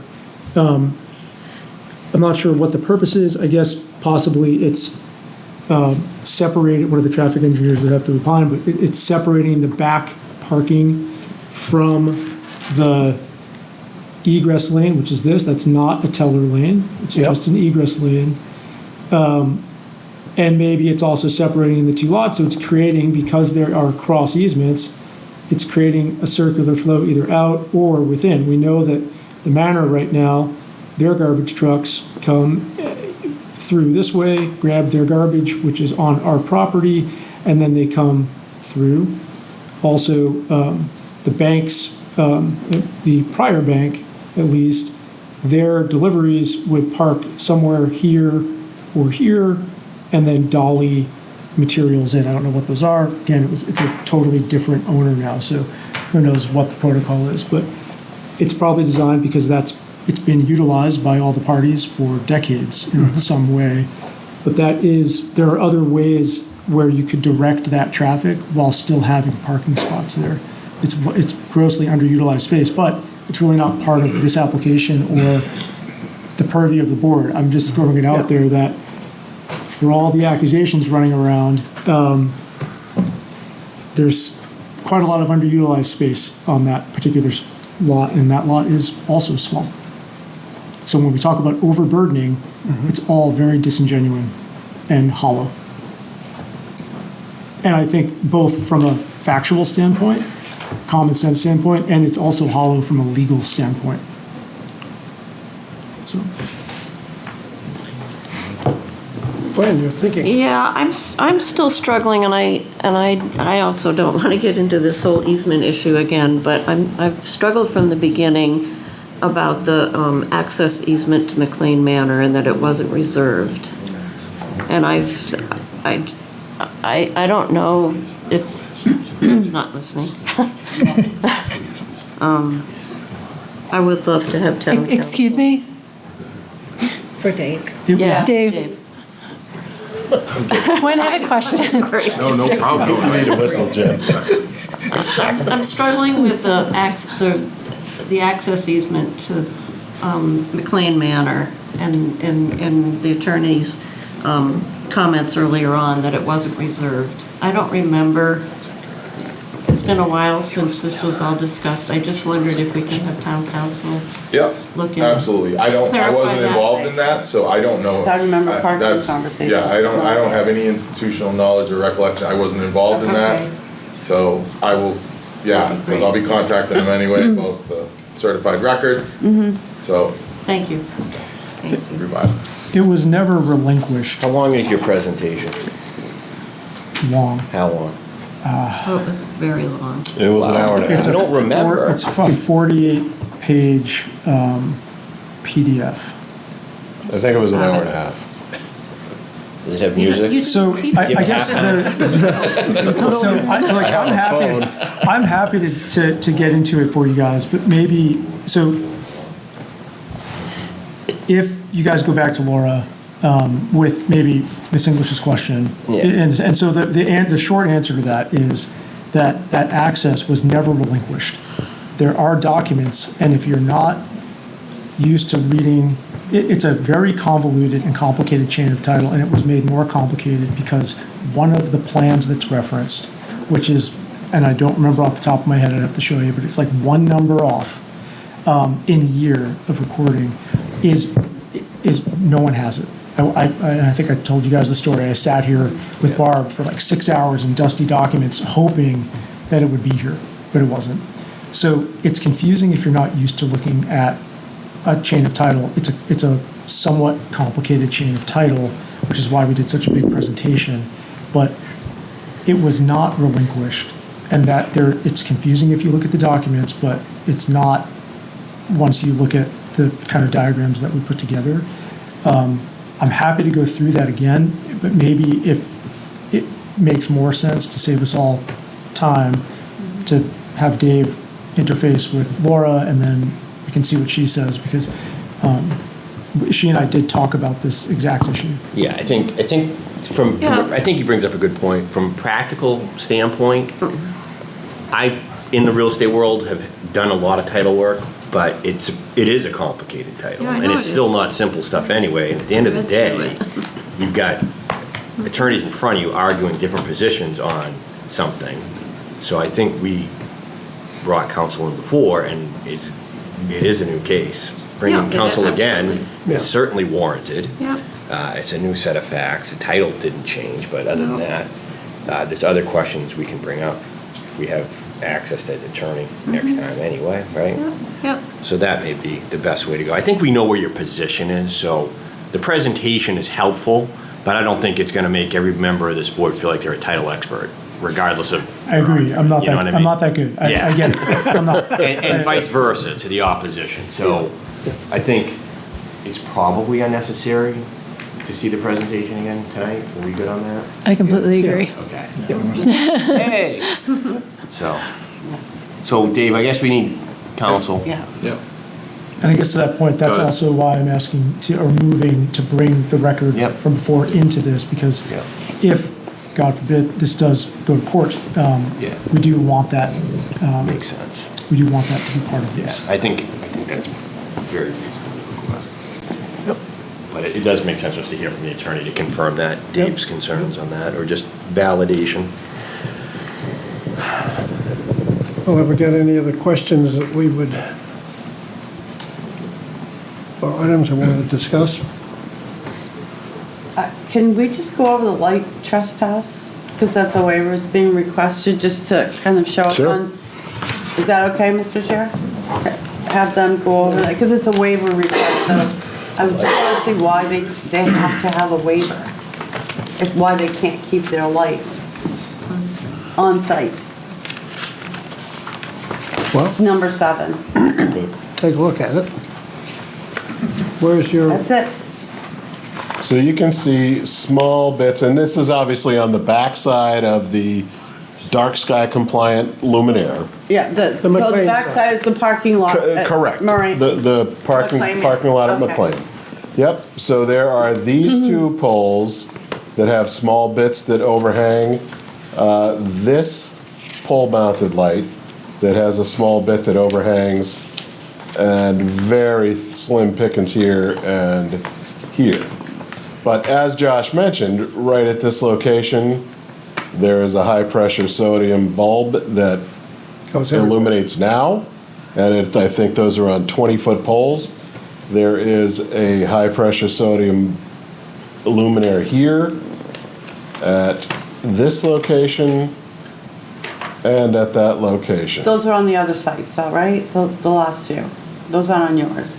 They're not on our property. Okay. But what I'm saying is those high-pressured sodium lights that are not dark sky compliant are going to completely wash the little bit of foot candle from our dark sky compliant luminaires Thank you that for spill over. explaining that. Yeah, that's the whole premise behind my waiver, or I wouldn't have even requested. No, but I want it to be kind of talked about. Why is it necessary? Why can't you comply? Why do you need to spill over? Because Well, I'm sure if I make a right. I'm sure if I took it back, well, and they're not wrong. That regulation wasn't in place when those were installed. Exactly. But you're new. Your current zoning. We are, and no, and that's why I wanted to hopefully get you to discuss this tonight, because if we need to go back to Sharon, our lighting engineer, and say, make it so all of our luminaires stay on the property, they can do that. I would suggest that would be a good path of action. I Okay. have a hard time granting a waiver if compliance was easily. Yeah, and I mean now goes against the nature of a waiver. what that essentially does is it drops the height of the luminaire. Okay. Eventually, Until it comes in. that may not be completely functional, because obviously a 10-foot high dark sky compliant luminaire hanging over a parking lot doesn't do people a Accomplish what lot you're of trying good. to do. So come back to us with that flushed out. I will talk to them, and they will get it down as absolutely minimal The as they can. compliance. I heard that. What? That's compliant, exactly what I right? said. There are the options that you can put at ground level, so. Yeah, which we do have around the walkway. Yes. Yeah, Yeah. and the building mounted lights. I'm But sure in- your in those- expert will do it. In those parking areas, you know, It they seems give us. feasible. It's not a big encroachment. I just think No, it's gotta- and I can tell you, what they do is they look at this, we give them the criteria, and they say, we feel these are the safest configurations. Okay. They can back off on that. Yep. Thank Thank you. You're very welcome. And I'm really glad we got to that point today. Because I wasn't leaving until we talked about it. About the lights? I had that page open for a while waiting. I very much appreciate So that. the loading waiver, I think you gotta look at, right? Yes, we are going to get that dealt with, and hopefully we come back with a reasonable solution. that passes muster and staff review of the ordinance or the regulations, and we don't have to request it. If we do, we will. And I think the other big one that I'm walking at this point is, what are we doing with the lounge? We need clarity. Already on my docket, we are going to get through with the architect, and they will go kind of flesh out that space. I assume what you're going to see is a lot of chairs and coffee tables. I mean, couches and coffee tables and that kind of thing. But anyway, I'm not going to design that for him, so that's not my licensure. Something the abutter brought up about, and I'm going to take him at his word, that he was required to remove snow from his site. This seems like a pretty good and that's for your what site we as well. have. We have that note on there. Yeah, it seems like it would be a good condition. Yeah. Yep. Not have snow storage on site, maybe Yep. very limited. Well, I was going to say if a half inch Yeah, of snow falls, Right. those areas can certainly handle that. Exactly. Yeah, we get 1.5 feet of snow, they're going to go out there with a dump truck and a bucket loader. I think that would probably alleviate some of your immediate abutters' concerns about what you're doing with your snow too, pretty easily. Yeah. You know? Yep. That was the stuff from me to make sure you heard tonight. I have a couple other questions Yes, if go we're ahead. trying to wrap up. The ADA parking is to the back door? Yes. Is there a reason why it is not at the front door, as is the common best practice? It is because that is basically let me get back to it. Hold on. Let me see if I go the right direction. I think, Jen, that had to do with the reveal and the spacing of, sorry. The ramp access up is here. We really felt that we wanted to have two, even though only one is required, with a van accessible. Oh good, I got the light. With a van accessible offload here. And the actual cut, because our sidewalk comes across here, the natural place to do that for this end of the parking lot is on that corner. And that just doesn't fit well with putting two spaces in there and a van width offloading stall. Because we've got to have, for a van accessible, we've got to have a full 8 feet wide of the striped, wheelchair offload out of one of the vans, that type of thing. Yeah, it just seems like, I don't know. It seems like you could reconfigure some parking, because you could probably get another spot in the back and maybe remove a spot in the front for that van space or something. I mean, if I needed a handicap spot and I was told you got to go to the back door to get into the building, that's like pretty antiquated design. So I think that I would really like to see. There are two put main enough into- entrances into the building, and that's ADA's requirement is. Well, the it needs to be lobby close and the to one of front main door entrances. is in the front. Like, I'm assuming the back door is not gonna be like a nice, you're not gonna have a lobby there, you're not gonna have Well, your somebody greeting you, you're gonna be in a concierge won't be sitting hallway.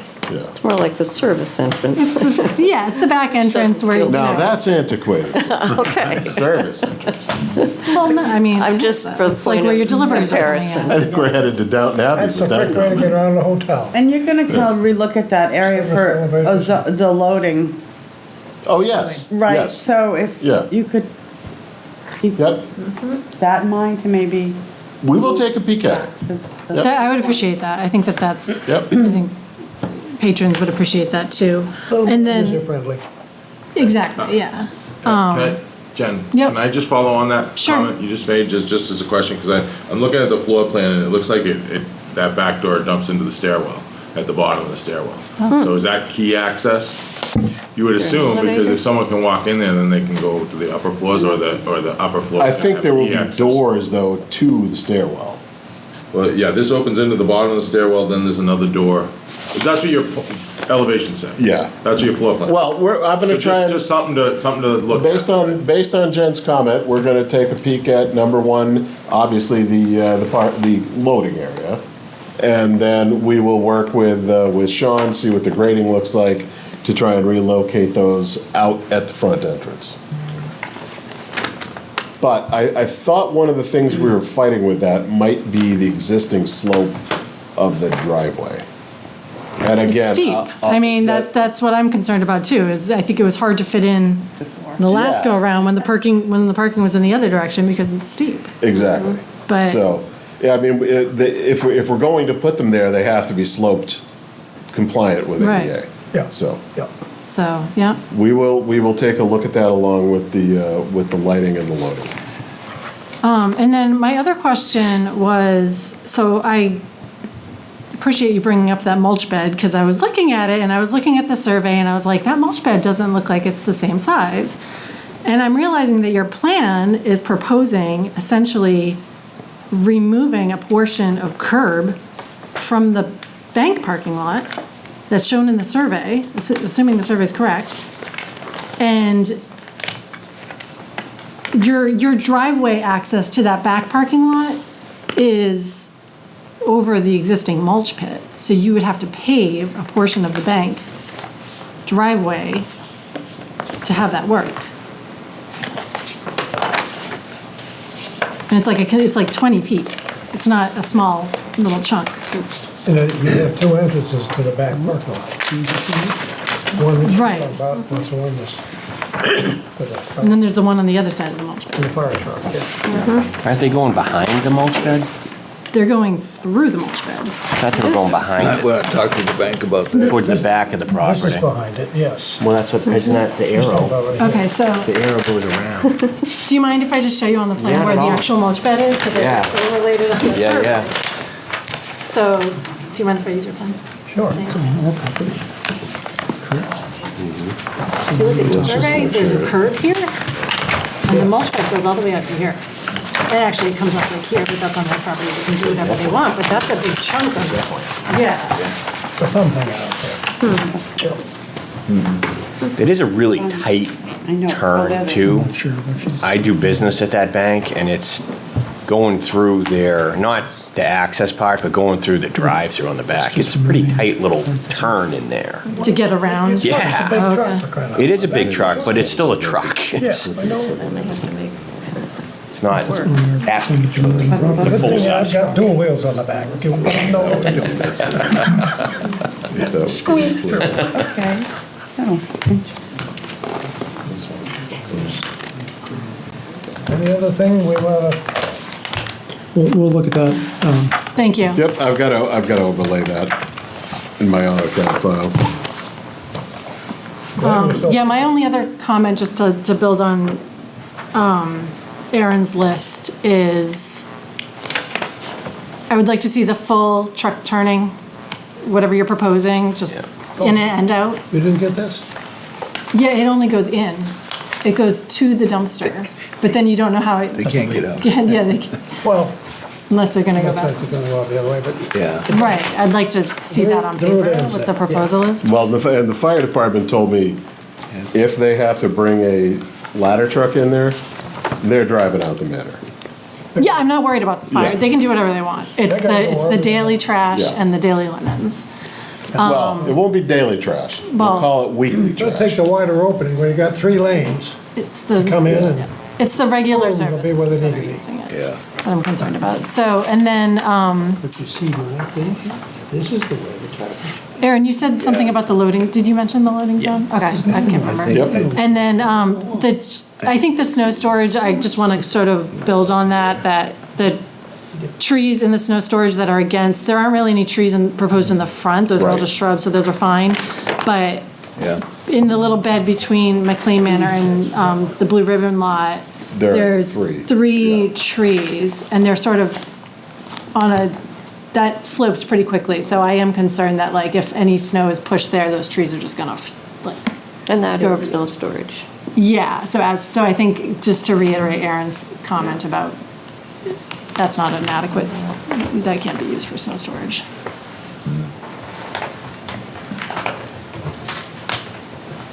Those were my. Bonding, we talked about lights. Yeah. We talked about stormwater. Yes, Gwen, you still? This is a very awkward one to bring up, but I would love to have the applicant and/or his architect just explain to us this design. I mean, I know this is no longer a MUND application, so we have some limits to our comments about this, but I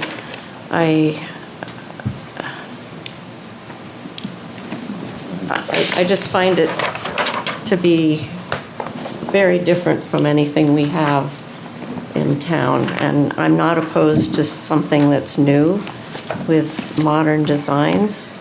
I just find this is stark to me, and it may be partially because there is you've got in one image you have some grasses planted, but it doesn't appeal to me, and that's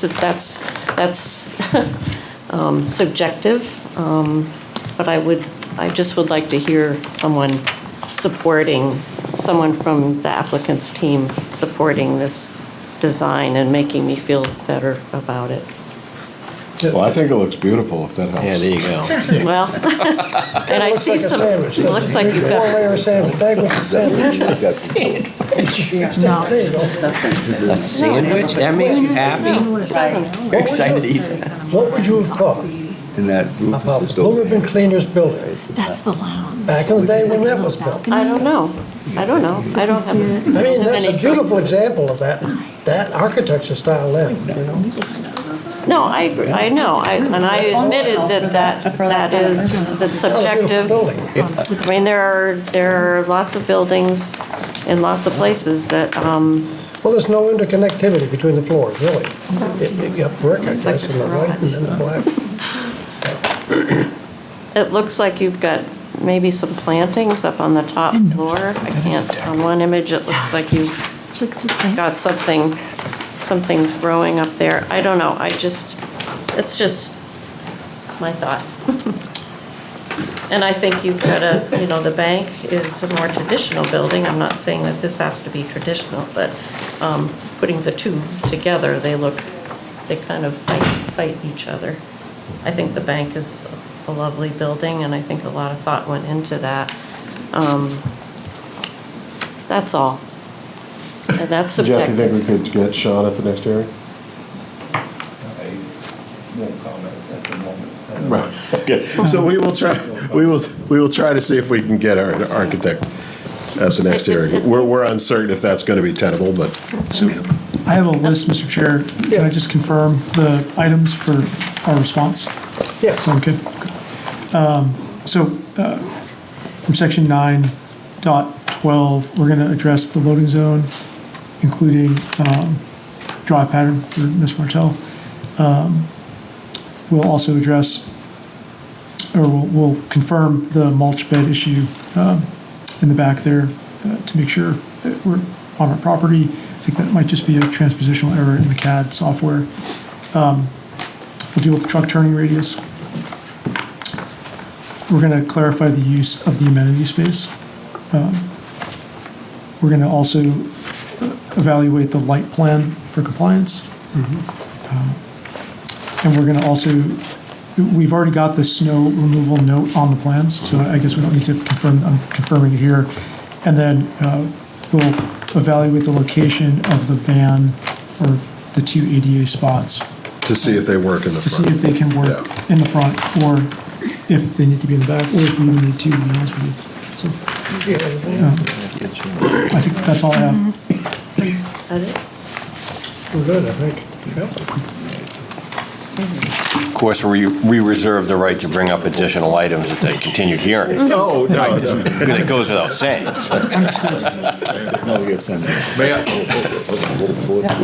May I add one thing, because I had a question. Yes, please. I didn't know if Kim was going to speak or not. I was wondering if you're going to wake up tonight. It's just in their basic trip generation where they generate it. He calls it a land use 312, which is a limited service hotel. And limited service generally doesn't mean cafe, bar, lounge. So I was just wondering, just as a thing, is that was does that still hold, were you aware of the bar lounge possible? We still have to figure out what it is, because but just to make sure it all syncs together with, his research and his generation. If I might speak from here, I'm Kim Hazavardian, the traffic engineer. I'm with TEP LLC. I discussed the building with the applicant, and it was described to me as a limited service hotel.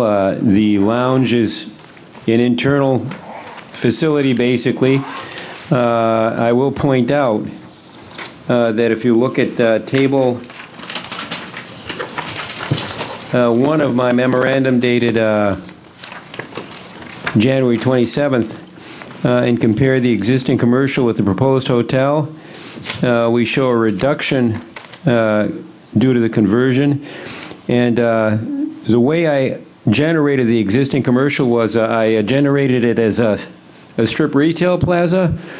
But if you look at the actual numbers for the AM peak hour, I show 13 vehicle trips, which would be basically only 7 customers in and out of the dry cleaners and the clothing boxes they have out front. My judgment is that might be an underestimate, meaning our existing traffic might be underestimated for the AM peak hour. And let's say the hotel hypothetically did generate more trips than is shown in my table. It would have to generate more trips to equal the trip generation of the existing use, even though I believe, at least for the AM peak hour, the trip generation from the Institute of Transportation Engineers book might understate the actual traffic of a dry cleaners in the morning. So if anyone has any questions for me, I'd be happy to answer them.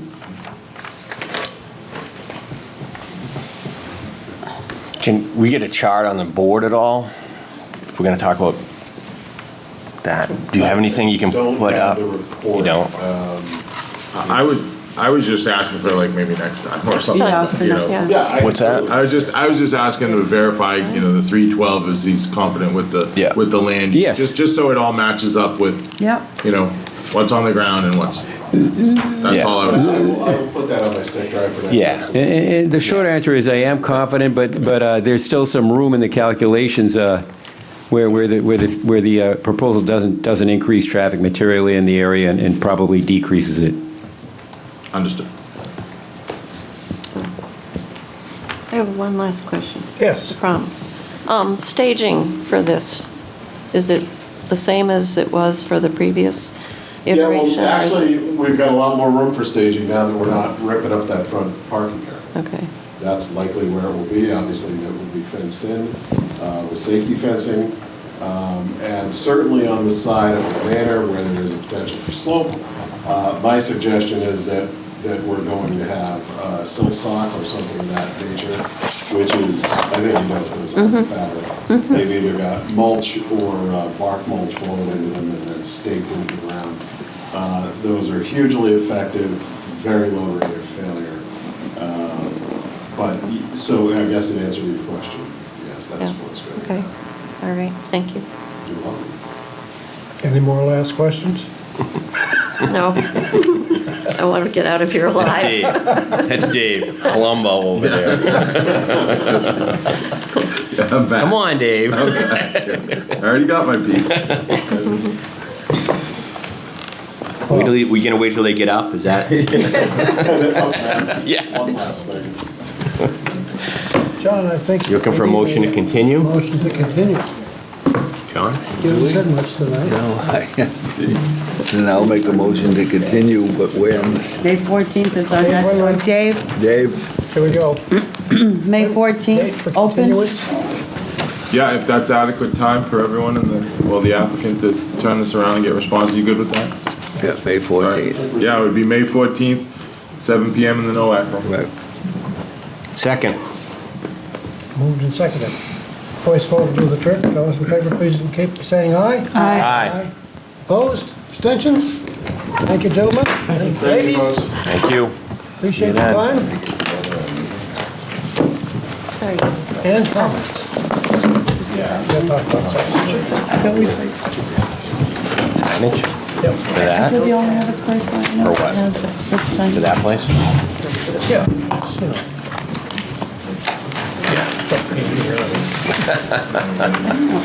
Good idea.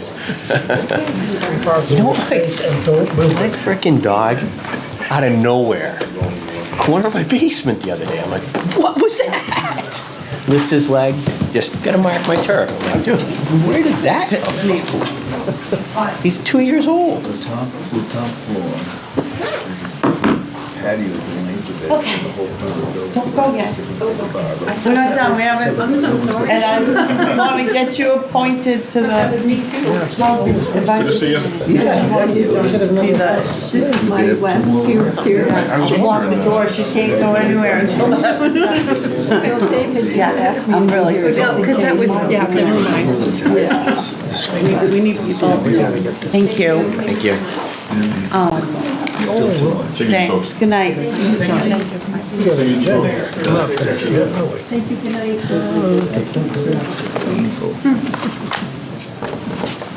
Nice to see you, Carol. Nice to see all of you. Are you happy? Yeah, I'm not on the screen, you're actually in the room. I'm here in the flesh. But you have Dave now, so. So I know we're waiting for Dave. Can I, Mr. Chair, can I ask There a he is. question? So I guess I'm gonna Just take did. off then. No? Can I ask a question? Is a You know what, question. Aaron, thank you. Mr. Chair, Come in and visit so It was fun we talking to you. discussed this before with Ms. Hayes, and if she wanted to be the rep from the planning board to the housing advisory The committee. Housing Advisory Committee? And she came to our last meeting and is interested, so, Okay. Yay. yes. I would like to do that. Wow. Check. I didn't think hazing was allowed anymore. I didn't think they allowed hazing anymore. You're gonna get in trouble as a board for that. You should, it helps life. Any master plan discussions, Dave, or do we need to go to the committee? I know they're meeting this morning.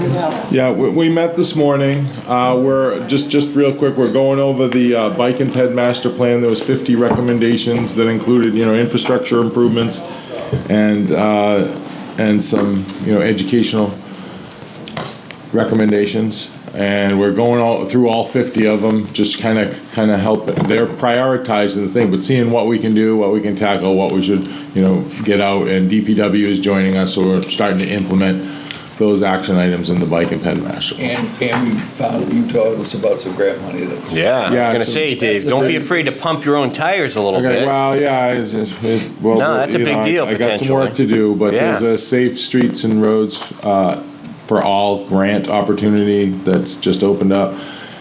It's due May 26th, and we're going for a pretty big, it's $2.5 million minimum to 25 million max.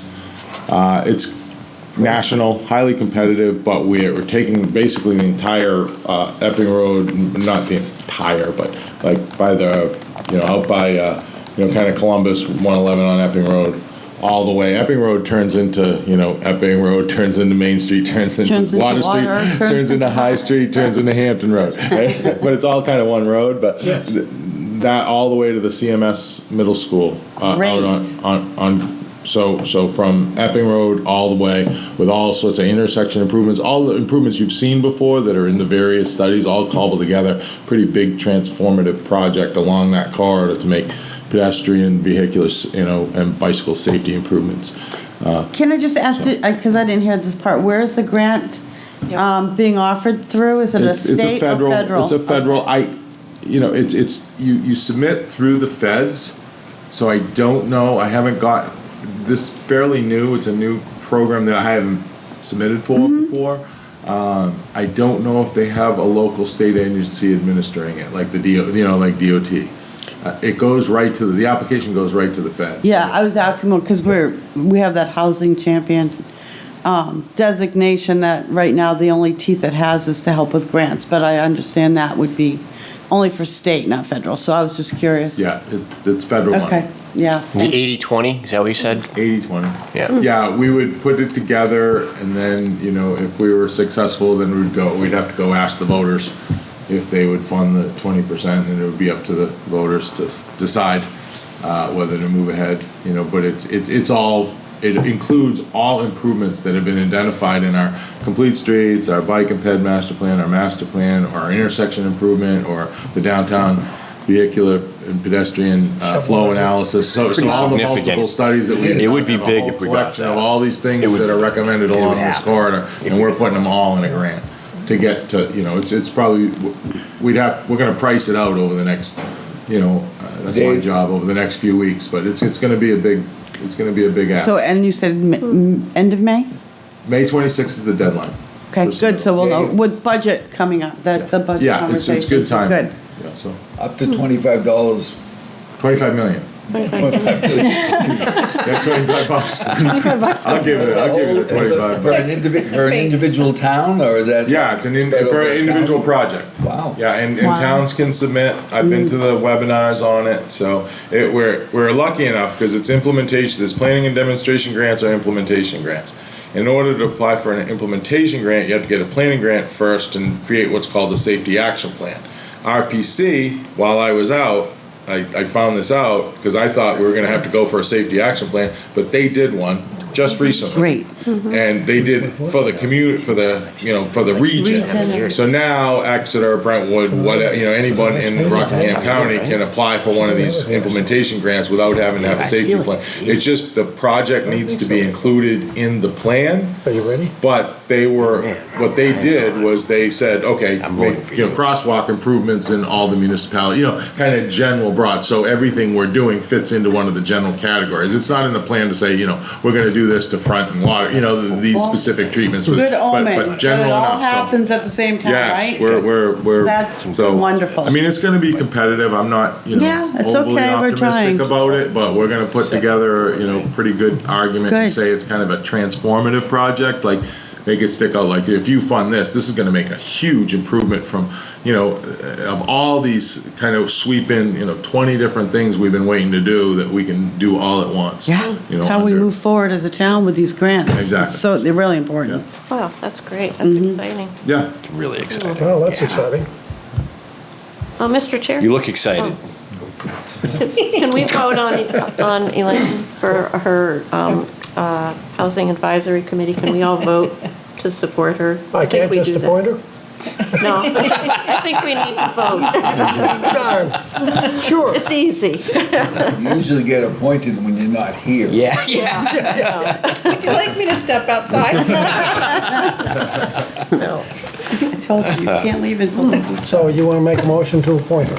Yes, so Okay, moved. I need a second. I'll second. Second. I'll move to second. Those in favor? Aye. Opposed? Abstentions? Done. Thank you. Thank you. Congratulations. Power I can bring together. You're moving up real quick. It'd be a great addition. Land use regulation review. None at this time. Field modifications. None requested. How about bonds? You got all the money out of the bank and back to the people? We did. Somebody picked up a letter of credit the other day. I think I already told you about that. Yeah. About The really big one? Stop and Shop one. Yeah, they grabbed the letter of credit. Good. Do we have to organize? Oh, and then another one grabbed it. Oh, yeah, there was another, I think it was one on Continental Way, grabbed a letter of credit that the site plan is finished. And it was just a letter of credit. It wasn't an escrow amount, but they came and picked up the original letter of credit because the Do we site is organize complete. tonight or next in May? What? Do we organize tonight or in May? I mean, It's usually May, isn't it? oh, okay. I thought it was the May meeting. All right. Well, do you want it? I mean, could look. Then all of us. What are your, can I see that handbook, please? Sure. I was gonna say, it's taking me 2 seconds. Time to campaign. I put it on everything tonight. Darn. No, I don't think the select board has reappointed people yet. I'll have to look. We have too much fun. We do. Yeah. I don't remember the select board reappointing. Is there anybody on here whose appointment expires Yes, in mine. April? And I said I'd be happy to continue, but First- nobody's told me that I've been reappointed. You didn't get an email from the town manager's office? Okay. I'll check. Were you due up? You're up? I was told I was up. Okay. 2 years, right? So, yeah, it's the first, elections for all offices will be held annually at the first meeting in May. Okay. Dave, would you mind asking So,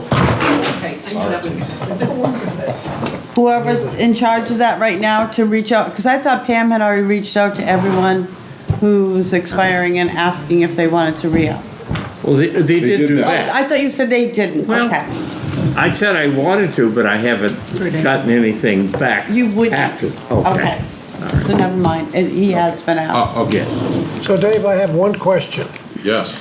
The mobile station on Main Street, those houses are coming along nicely. I recall in my little bean that there was a lot of discussion about the lilac bushes along that driveway. They were. They're trying to preserve them. Or could that be looked up, because they've ripped them all out? Yeah, they're gone. There was a lot of discussion because they were on the property. Yeah, And that they're might gone. not be surprising because I got, when I came back a month ago, I got the HOA docs. And then I said, it's, I don't have time, I'm gonna kick it to the attorney. And they're like, oh, well, where do you get that authority? And I was like, well, in the condition of approval in the decision letter, and they weren't even aware. It's new owners took over. And they ripped them out. but Well, not- they didn't, I know they didn't have it because I sent it to them. So I will,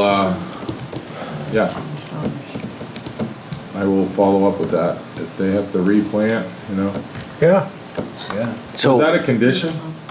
It was. I'm pretty sure it Or was. on the plans? One of I the- think The it neighbors was. were very concerned Yeah, that they were important. on the property. Issue for the homeowners down back. And you can really Yep. see their house too. Oh, yes. The person who was originally gonna do it got out, so that's probably what, I'm not trying to blame anyone No, or be no, it negative, I'm isn't, just saying. but- Yeah. It does, that doesn't surprise me. got that lost that on happened, site. so. The, if you look at the town website on this board, the planning board, I know, I recall talking with Jennifer at the same time. I think we both got letters and responded to them. Because our term is expiring this month, and I think we both had expressed we would continue. Yay! But the website still reflects that we expire 4/26. It says the same for Dean still. So I'm not sure, is there something else The we need to select do? board will go through and reappoint. Yeah. I haven't seen the packet for Monday night. It might be in there. Okay. I'll no. All right. I Yeah, will they- check with Melissa and Nico, who put the agenda together. Yeah, they have a meeting coming up, so, We have on on Monday Monday, night. so, yeah. I just don't know if it's on that agenda, but I I'm will find there. out tomorrow Is, and try to get it on before they're posted. is the street thing on any agenda coming up, Selectman? I see the agenda when everyone What street else thing? sees it. Complete Streets? Yeah. Yes. Monday. Is it Monday? Yeah, I'll be there.